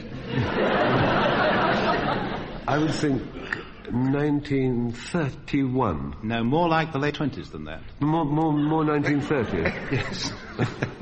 Certainly you're near enough, I think, there. You were only a few months away. 1930 was the date, and that was also when Jack Hilton's band made that, I think, rather lovely record. 3 marks out of 3 for Frank. How's your memory for silly songs and their words? We'll find out. Ian, what's a rilla-rah? I don't know what a rilla-rah is, but I know that it is inextricably linked in my mind with a Hutsut-Rolson. Yes, that's right. Well, the middle bit of the song will tell you. Hutsut-Rolson, the middle bit will tell you. The middle bit's got the glossary. Yes, that's right. The Hutsut is... The rilla is a stream. Thank you, 1 mark for your partner. Yes. The rilla is a stream in the Hutsut song. Dennis, your turn. What will get in your hair? Well, there's that man who was washed out of your hair. That's not. These are silly songs, nonsense songs. Get in your hair. It's a thing to beware. Yes, yeah. The dipsy-doodle, you better beware. The dipsy-doodle will get in your hair. Dipsy-doodle's a thing to beware. Yes, 1 mark to you. David Franklin, who eats ivy? Oh, mares he dotes and does he dotes and little lambs he divey, a kiddly divey do, wouldn't you? A mark for little lambs, and I would. 1 mark. Frank, what did the little fishy say? What did the little fishy say? That's the Trout by Schubert. Bitte, Papa, kann ich habe eine... Wurm. You're in the right sort of region of baby talk. The diet of worms. The first word is thwim. The 3 little fishes in the itty bitty pool. When they swam right over the dam. You haven't got what the little fishy What was the question? Carried away. What did the little fishy say? I cannot wait over such a trivial matter. Swim, said the mummy. Swim, said the mummy fish. Swim if you can. Yes, and they swam all right over the dam. Yeah, I'll settle for swim. Swim if you can. Fair enough. You got it in the end. Am I satisfied? Yes. Pete's sake, let's move on. Some general questions about music, of slightly more serious nature, these. Ian. Oh, good. Born in Ireland, he's best known as the composer of Maritana. He was a great traveller. In Sydney, he received a fee of 200 sheep for a concert. In Chile, he rode 125 miles in 11 hours with 13 changes of horse in order to keep an engagement to perform, an object lesson to us all, I may add. He courted an Irish nun, married her sister, and he died in the year that Abraham Lincoln was assassinated. What was his surname, Ian? It doesn't matter. Yes, well, we're a large family. We're a very large family. None of us are related. There's Edgar, and he's not related. And then there's Henry, and I'm quite happy he's not related. And there's Sir William. Yes. He's the one we all say, salute. Yeah. But this is Vincent. William Vincent Wallace. Wallace, yes. I'm surprised he's no relation. He looks like you in photographs in musical reference books. Well, I thought at one time that a very delicate compliment had been paid to me because I was doing a show at the Criterion Theatre, and as I walked down into the theatre, they have various plaques up. And the first one, it's chipped into the stone, and there was this name Wallace, and I thought, what a nice thing to do. I've never played the theatre before, and they've taken all the trouble, and then I turned the corner, there was Mozart, Wagner... 2 marks to you for William Vincent Wallace. Dennis, where might you find German fingering? Those sticky thumb marks on a manuscript written by Sir Edward German could be described as German fingering. And that's a musical answer to a musical question. I don't see that I'm in any position to deny that. Do you? However, give him 2 the out message of 2. has just come through, and it's quite inexplicable. It's 5 lines, which are either tram lines or they're like music. What are they called in music? Whatever they're called in music. And after it's got German piano music above that. Well, I liked your answer better. You know what? So did I. Technically more correct. You mentioned the magic word thumb, for which I propose to give you 1 mark out of 2. You'd find German fingering in piano music. Originally, German fingering necessitated calling the index finger 1, And then, for some reason, things became reversed, and the British system called the index finger 1, and the German system of fingering called the thumb 1. And for your word thumb, you get a mark. Steve, what is the Albert or simple? Oh, that's a kind of clarinet, and it's probably one of the questions next week. Thank you. David, Franklin is Fled Away is the title of a song first printed in 1669. Its tune was similar to a famous national air composed some 50 years before. Can you please sing me the first line of Franklin is Fled Away? Franklin is fled away. Yes, you're right. Yes. What's that? Same tune as God Save the King. Incidentally, do you know that way of singing the national anthem? It'd be much fun if you played it on the piano. In which you start every line on the note that you finish the previous line on, which means you change key every time. May I try? Yes, do. Let's see if I can do it. I hadn't thought of this. This is not rehearsed. Da da da da da dee da da da da da dee da da da da dee da da da da da da da da da.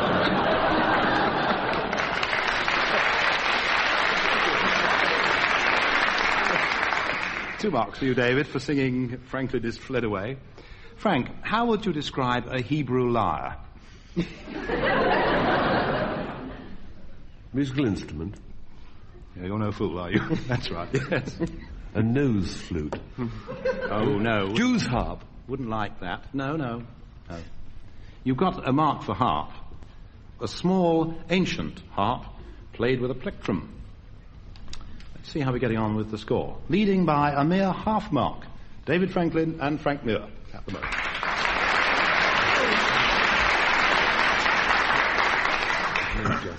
In this next round, you'll hear a snatch of 2 pieces of music put together. The question is, what's the connection between them? Ian, what's the connection between these 2?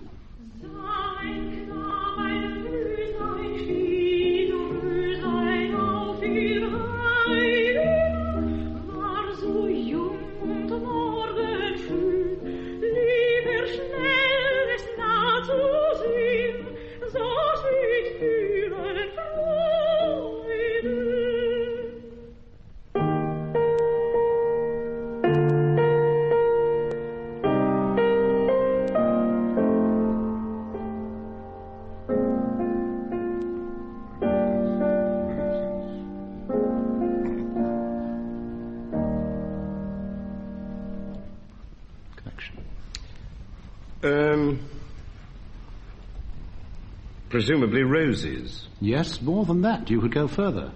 The first piece was Schubert. Yes. And I can't. What sort of a rose was Schwarzkopf singing about? Well, that's the thing. That eludes me for the moment. I know that MacDowell, which was the second, is a wild. Yes, rose. They're both wild roses. Oh, they're both wild. Yes, roses. you get your mark anyway. Ian. Thank you. Dennis, here are your 2. What's the connection?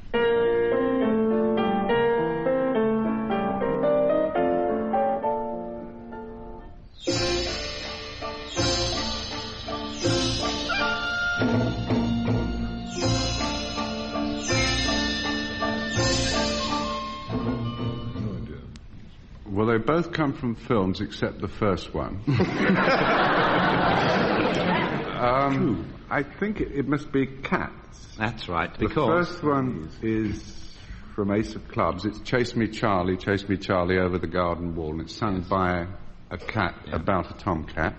And the other one is, I think Peggy Lee wrote it. It's the Siamese cat theme song. That's right, yes. That's your mark. David, again, there's a one-word connection between your 2, and again, it's natural history.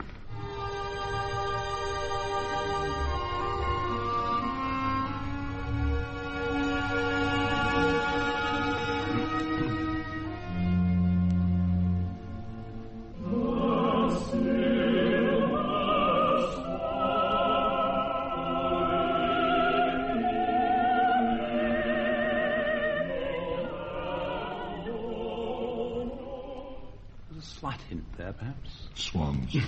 Yes, swans. First is Sibelius, isn't it? The Swan of Tuamela, yes. That's right. Swan of and the Tuamela. second is the Silver Swan. By Orlando Gibbons. Yes, you got your mark. Frank, in your case, we've removed the key word. So can you supply it? My left shoe's on my right foot, my right shoe's on my left. Oh, listen to me. Oh, listen and be right.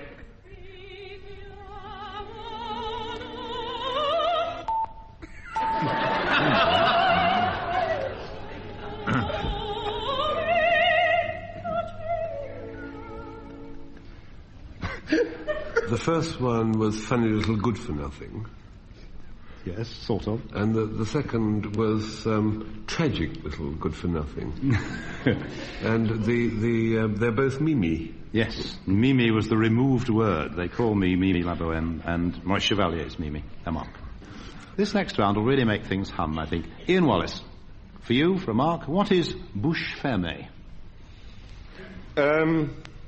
Closed mouth, literally, but from a musical point of view, it is that beguiling, slightly adenoidal sound that choirs make, even the chorus in Madame Butterfly may make, when they sort of go...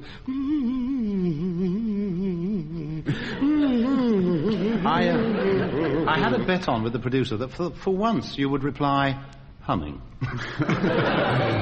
Well, no, you lost. Well, you meant humming, didn't you? Of course. You have a mark for saying that bouche fermée means humming. So the subject is humming. Dennis, one song that involved humming was in a Billy Rose show called Sweet and Low. Title, please, and year of publication from these first three notes. Would you like to take a walk? Yes. Would you like Yes, sorry. Yeah. You got that for a mark, half a of mark. And the date, the date, year of publication. He died in 1960, roundabout, didn't he, Billy Rose? And he started with Barney Google back in the 20s. You're getting a circumlocuitous... I know. Well, people do when they don't know the answer. It's about 1936. Well, 1930. Right. Since there's only half a mark at stake, I think I must give you that. David, forgetting anything you may have heard observed by Ian in the last few minutes, where does this humming come from?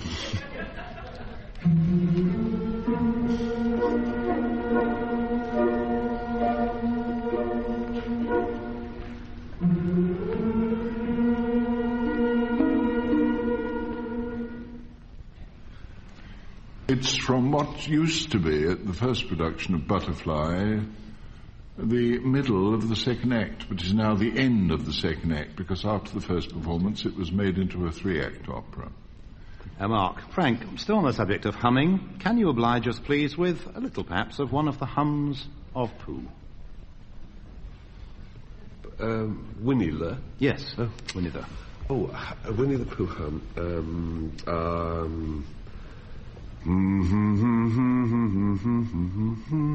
It's one of the hums of A.A. Milne, but not one of the hums of Pooh. Oh, I'm afraid. There's the more it snows, tiddly-pom, or three cheers for Pooh, for who? For But they're Pooh. not hums, they're lyrics. Oh, no, they're known as hums. Next round. Simple question, one mark, therefore. Who is it I'm describing? Ian, born in Southport in the 1850s, wrote Florodora, Little Dolly Daydream, Soldiers of the Queen, Lily of Laguna. His real name was Thomas Barrett. What was his professional name? Oh, Leslie Stewart. That's a quick answer. One mark for you, Leslie Stewart. For saying Leslie Stewart. Dennis, he was born in Liverpool in 1932, the son of a coal merchant. In 1965, he sold 1 million records with a song originally recorded by Rudy Vallee in 1929. As an extra clue, his teeth are insured for £10,000. Who is he? It must be Ken Dodd. Ken Dodd, yes. David, this is an operatic lady, and an extraordinary one. Her real name was Kittel, or Krittel. She sang centre in the first Flying Dutchman. She was the first Salome in Berlin, the first Tatiana, the first Butterfly, Tess, and Minnie. She accepted £2,500 to appear in a film called The Lion's Bride, in which she sang to 11 lions in a cage, accompanied at the pianoforte by the Lady Lion Tamer. Extraordinary woman. Can you tell me her name? Wait a minute. She sang Santa in the First Dutchman. Yes. It's 1840-odd. No. Say 45. No. Now, something's wrong about this. Yes. There's something wrong about this. Let's just settle for saying she was the first Salome. No, let us go to this flying... Or give it full marks.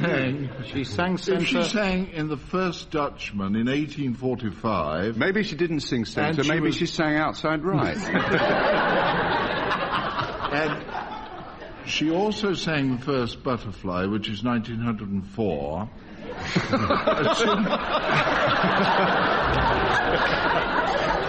Assuming that she was 20 when she sang the first centaur in The Flying Dutchman, that means she was born in 1825, and she therefore sang the part of The First Butterfly at the age of 79. She was working well. It was... Yes. Was she, in fact, Emmy Destin? Thank you, yes. She was well known as being a good centaur, but she can't have sung the first one. No. Destinova, her alternative name, 1878, St. Julian date, to 1930. Interesting woman. 1 mark. Frank, she was born in Surrey in 1932, first sang in public at the age of 9, became a child actress before she was known as a singer, married a Frenchman. For a bonus mark. Anticipating the question. Anticipating the interesting parts of the question, actually, but go on. No, you don't carry on. Well, she sold 2 million records of a song called Monsieur, and since then there have been at least 4 separate million sellers for her. Her name? Petula Clark. Yes, it was Downtown that sold over 3 million copies globally. Incredible number. 1 mark. This final round concerns some of the songs of Noel Coward. Ian, usually it's your turn first, but in this case I'm coming back to you at the end of the round for some of that lovely singing of yours. So stand by as we begin with Denis. Denis, bearing a certain song in mind, what happens each day at noon in Bangkok? In Bangkok at 12 o'clock they foam at the mouth and run. Mad dogs and Englishmen go out in the midday sun. Shall we hear an alternative version by the master? Well, In Bangkok at 12 o'clock they foam at the mouth and run. Now, what you have to guess is which one was me. 2 marks.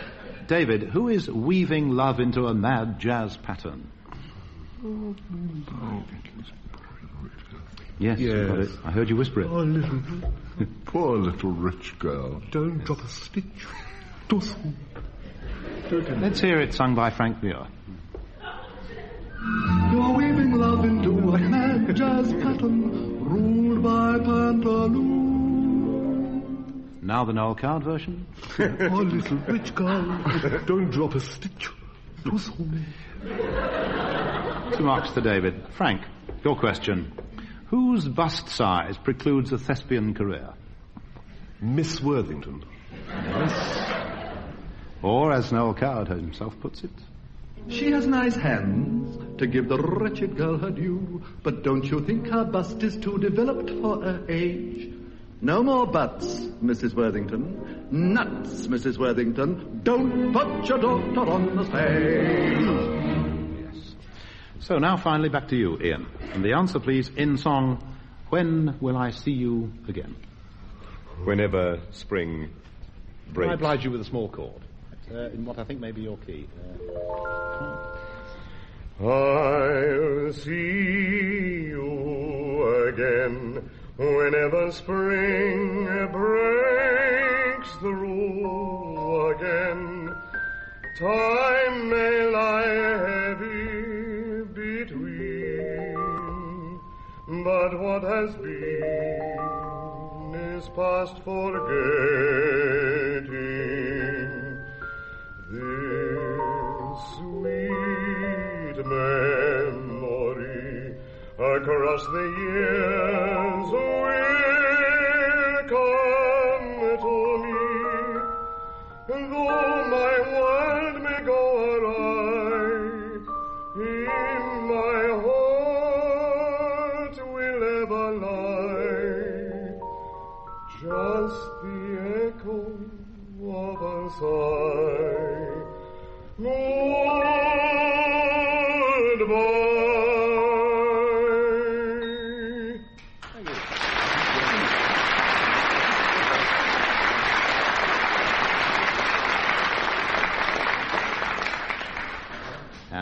I'm afraid another edition of My Music must end. It's a victory by 1.5 marks for Ian Wallace and Denis Norden. Goodbye.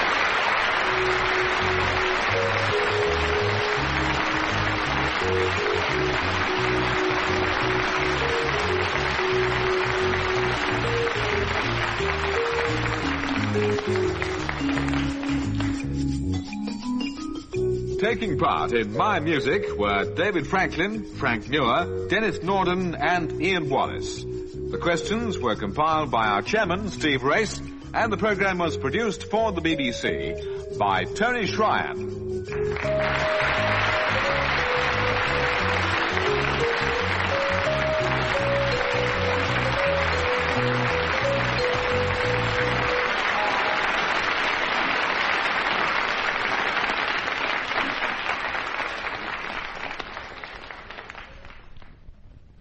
The BBC presents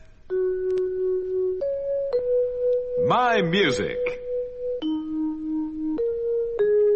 a radio panel game devised by Edward J. Mason and Tony Schreier.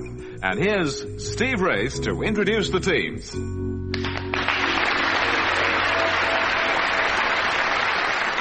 Thank you. My Music, in case you haven't heard it before, is a programme in which 4 people air their knowledge of music. The 4 are Ian Wallace, partnered by Denis Norden, and David Franklin, whose partner is Frank Muir.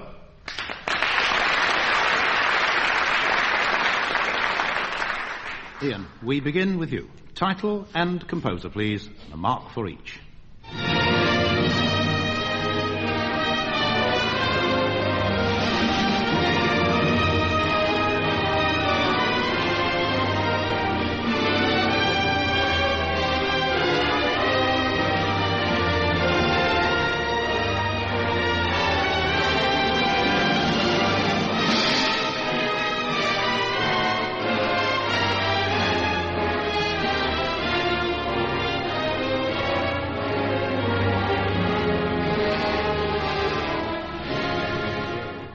The composer is Elgar.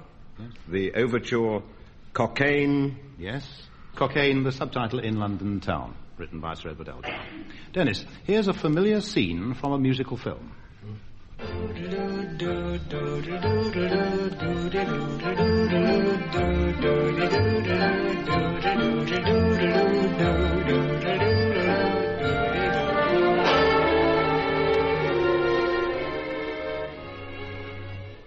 Question for you, Dennis. Just before that sequence, whom had Gene Kelly left, and as the song ended, whom did he meet? That was from Singing in the Rain. Now, that's one of the great scenes, and it starts when Debbie Reynolds more or less says yes to him. That's right. And then he dances off and he swishes his foot through the pools of water. He's got the umbrella. He twirls it. He plays with it. Now, he meets a chap who's drunk. Yes. And then he suddenly sees a policeman. Thank you. And he puts the thing, and they do a lovely long shot as he goes, do. Yes. It's one of the best long shots in movies. Yeah. So you're right, 1 mark for Debbie Reynolds, who just left, and another mark for the cop. The part Debbie Reynolds played was Kathy, by the way. David, listen to this splendid music.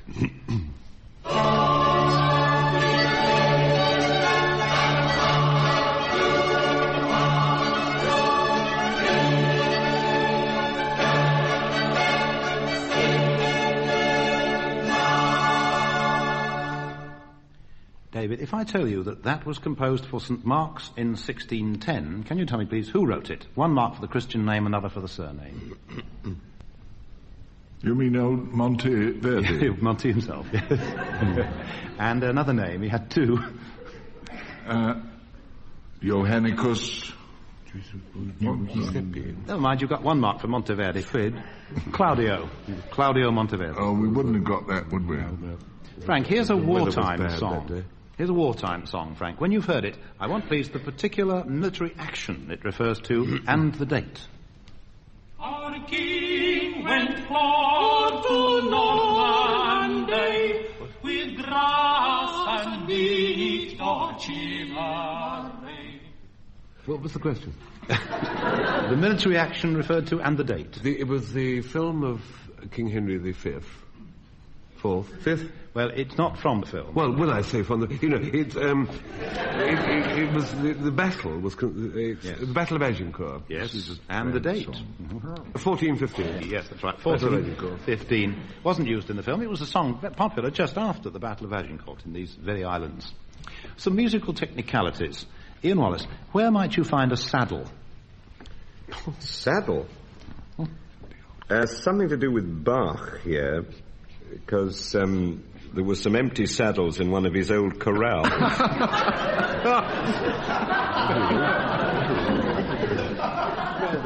But I suspect, on second thought, that it may be that protective something that fiddle players tie round the outside of their fiddles to stop chafing. 1 mark out of 2 for mentioning the violin, I think. Actually, the saddle is the ebony bar over which the tail gut passes. Well, you learn something new every day, I say. Don't always get 1 out of 2 for learning it, though, do you? I thought it was used by a lady cellist.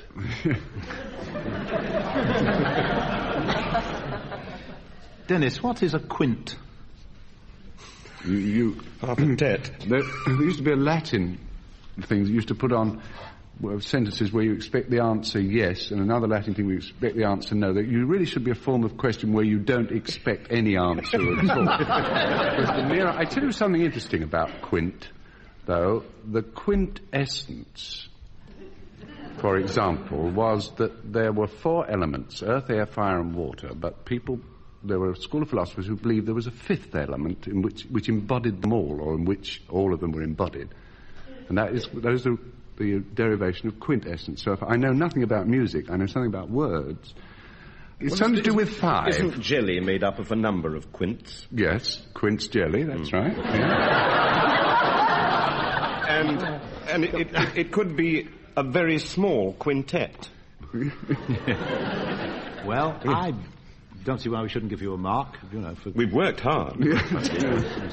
A quint is another name for the acoustic bass stop of an organ, and it's all derived from something called the harmonic series.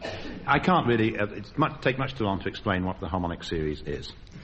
David, what is the harmonic series?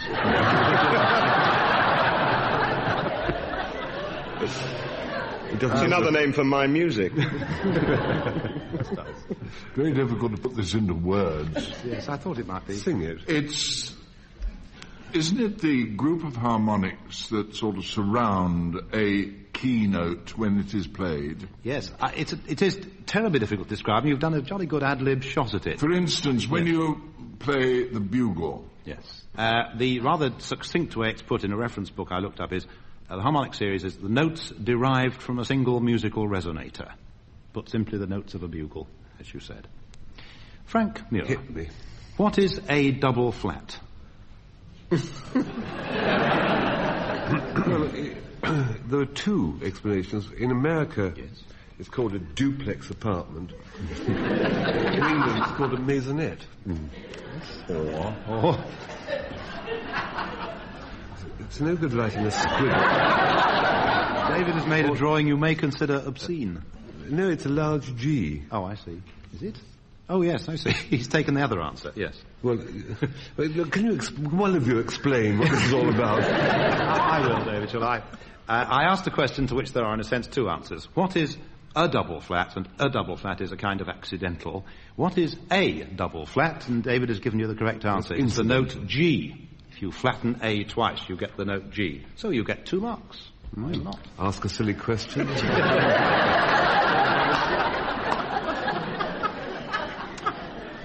Here's a chance to get 5 quick points. I say quick because I'm going to play a rather rapid medley of 5 tunes on the piano. All you have to do is get the titles right. And be able to write fast. Pens, ink and paper. Fingers on the buzzers. Ian, don't confuse us, Frank. Ian, your turn first, so pencil poise and away we go.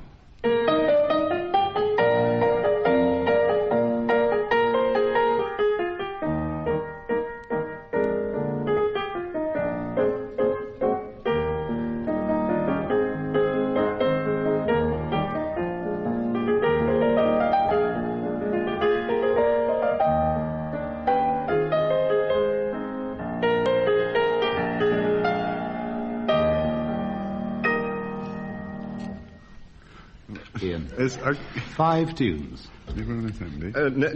Never on Sunday, and Oh Susanna. Yes, that's 2 of them. Any others? And comes from the Gondoliers. Yes, but what's it start? Or first line. It's about doing the dance, about the minuet. Well, let's leave that one. There were 2 others. Yes, I know there were. I'm trying to forget about that. You don't know them, I think. No. Right. Never on Sunday the first. You've got that. I am a courtier grave and serious. Yes, that's about right. To kiss your That's hand, Gondoliers. Oh, Susanna, or Banjo on My Knee. Anna, and the final one was Stardust. You have 2.5 out of 5. Thank you. Dennis, your 5 tunes, here they are.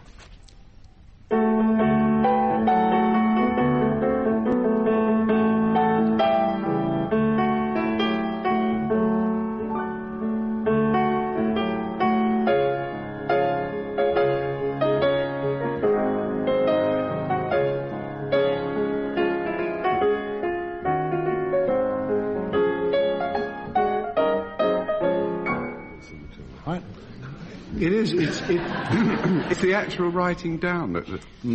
I can't even read the. Actually, I test that. When I'm playing it, I'm also writing it down, which is why it sounds like that. And what are you doing with your feet? Yeah. Cracking walnuts. Go right. Blue Tango. Yes, that's one. I can't read. No Other Love. Yes. Hail, the gang's all here. No, it wasn't. It's a bit like it, but it wasn't. Was it? And then I missed one, and then Waltzing Matilda at the end. Underneath the lamplight. Underneath the lamplight. Lily Marlene. Lily Marlene. And you just managed to get 4 out of 5. The other one was... No, the other one was the Anvil chorus. And it's called Trova Story. 4 out of 5, then. And medley for David Franklin.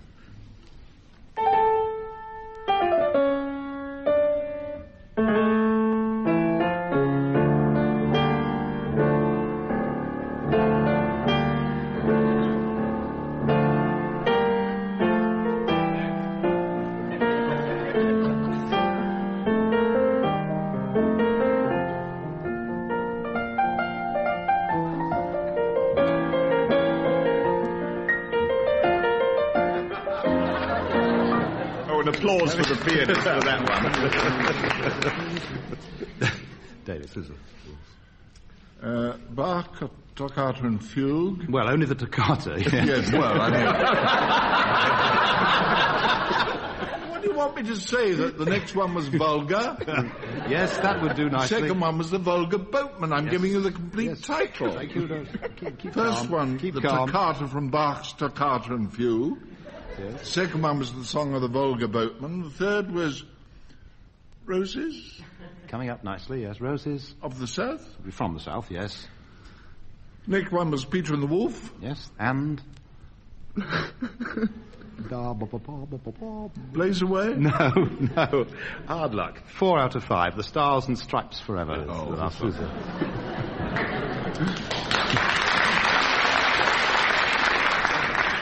Medley for Frank. You all ready? Right, here we go.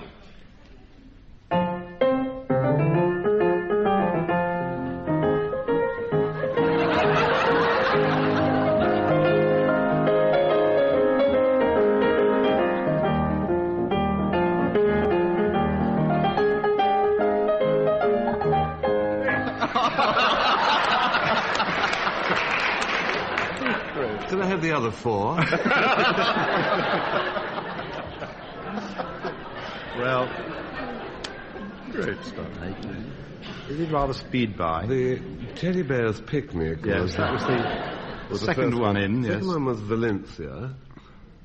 That was the third one. Yes. What happened to the? Well, if that was the, well, that's all. If it really is, it's 2 out of 5. First was the part of The Sorcerer's Apprentice. Then came the Teddy Bear's Picnic in Valencia. Funiculi, Funicular.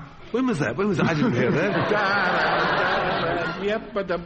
I know it. But... And it came just before Dear Old Donegal, which you didn't get either. 2 out of 5.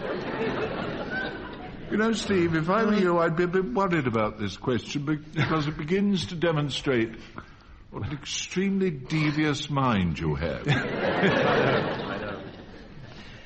interesting because that round, in spite of Frank's relative failure, has resulted in a half-mark lead by David Franklin and Frank Muir.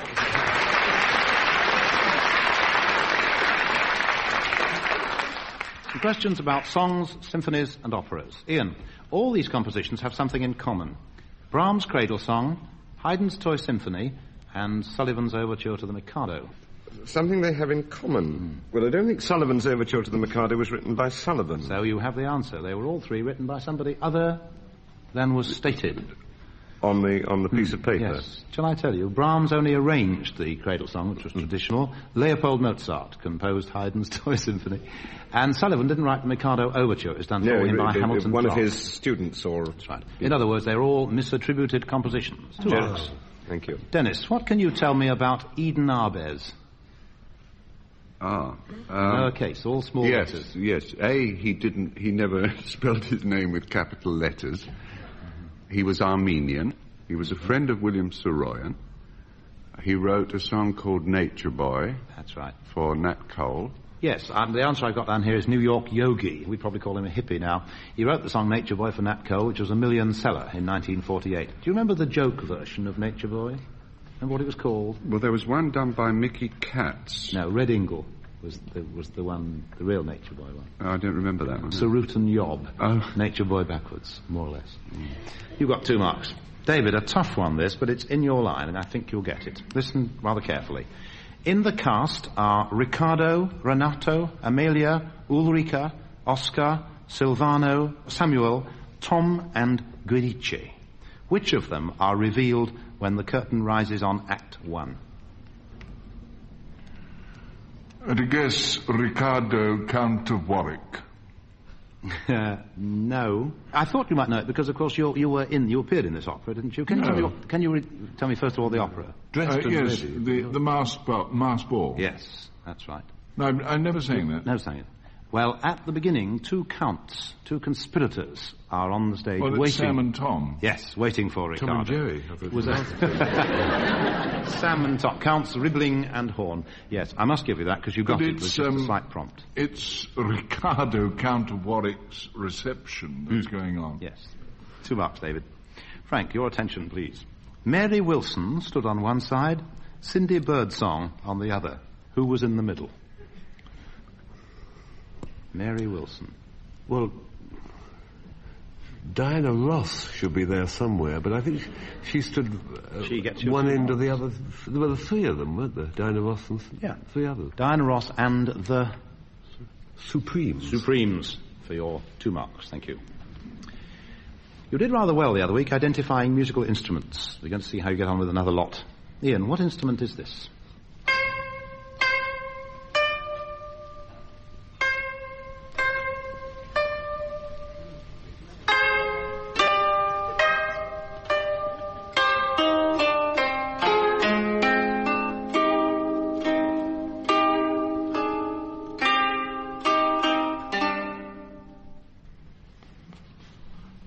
You know, on old-fashioned beds, when you take off the mattress and everything else, there is a rather delicate pattern of diamonds. And if you pick up those sort of wire diamonds and let them go rather suddenly... however, I don't think... Cancel that tour of Japan you were about to make. You will not be well received. I see. I want the name of the instrument, and you don't know. Yes, I know you want it. Yeah, shall we give in and move on? It's the playing Sakura Sakura, Cherry Blossoms, it was the koto. Dennis, do you know what instrument this is?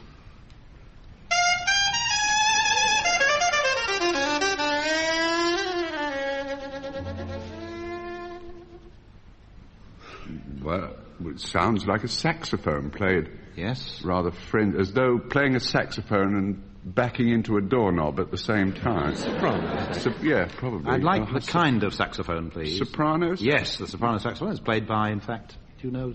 Bechet. Bechet, Sidney Bechet, it was, yes, 1 mark. David, what's this highly respectable instrument?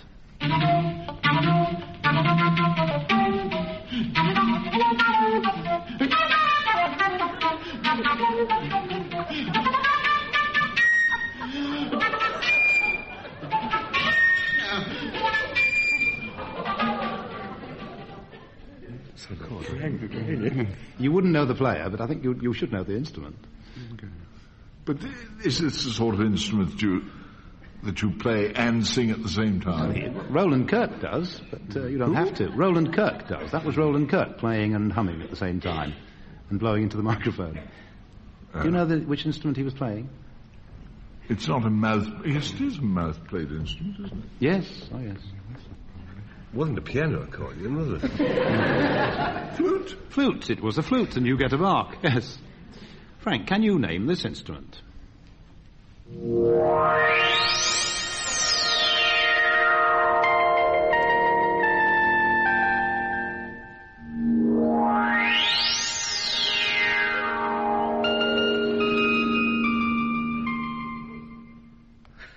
It's all of them. Thing played by Jefferson, Lake and Palmer, isn't it? It's got two pronunciations. Yes, that's right. You've got the it. BBC told me the correct pronunciation, which is Moog or something, but it's Moog. It's usually called the Moog synthesizer. Moog synthesizer or Moog synthesizer. Yes, for a mark. Next round. Ian, who is this singing? Listen to me while I tell you of the Spaniard that blighted my life. Listen to me while I tell you of the man who pinched my future wife. That's our old friend Stanley Holloway. And everybody else in this round is going to get 2 marks, so I must give you 2 for the 2 easiest marks you ever got. Yes, Stanley Holloway singing. Dennis, bearing in mind that song, where were you when Alfonso Spagoni stole your future wife? I think, because it's Alfonso the Toreador, I could well have been at the bullfight. Mm-hmm. And you'd just gone out for... a programme. Lovely line. Just gone out for some nuts in the programme. The dirty dog stole her away. One of my favourite lines in all music. David, here's another song from Stanley Holloway, one that you yourself may have sung at the Garden. Any old iron, any old iron, any old iron. You look neat, talk about a dream. You look never from it up into your feet. Dressed in style with a brand new tie. Your father's old green tie on, but I wouldn't give it up for your old watch chain, old iron. Covent Garden Fruit Market, of course. It's a medley, part of a medley of songs made famous by who, for your 2 marks? I have one advantage over you, Steve. I'm old enough to have heard the original performer of those songs. I heard him sing that at the Balham Hippodrome. I can never understand what I was doing at the Balham Hippodrome. You were selling programs. Harry Champion. Harry Champion, yes, 2 marks. Frank, listen to this. I like pickled onions, I like piccalilli. Pickled cabbage is all right with a bit of cold meat on a Sunday night. Frank, a 2-part question. What can you grow yourself, but what do you prefer?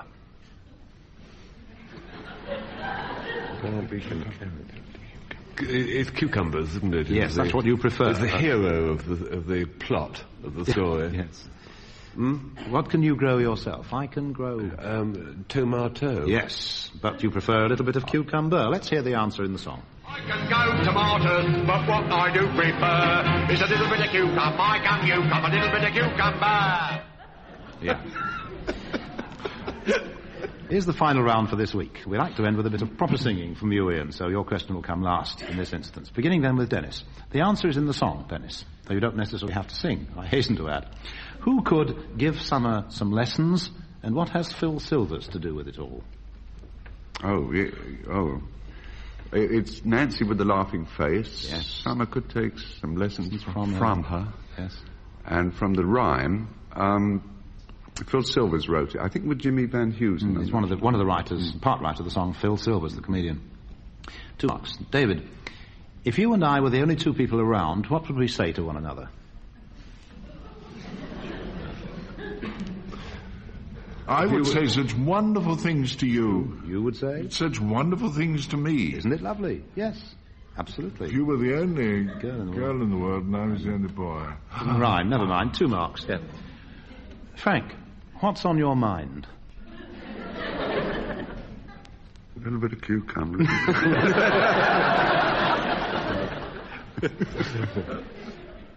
Georgia. Yes. Georgia. Just an old sweet song keeps Georgia on my mind. That'll do nicely for 2 marks. Ian, your answer in song, please. What hillsides are beautiful in Kirkcudbrightshire? Among others, possibly Maxwelton Braes. Allow me to give you a note, this one. All right. Maxwelton Braes are bonny, where early falls the dew, and it's there that Annie Laurie gave me her promise true. Gave me her promise true, which ne'er forgot shall be, and for a bonny Annie Laurie I would lay me down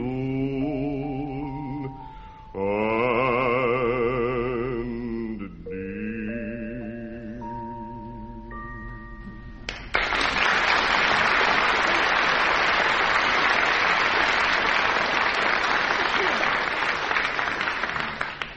Surprised to hear you get 2 out of 2 for that. We end my music there for another week. It's a victory by 1.5 marks for David Franklin and Frank Muir.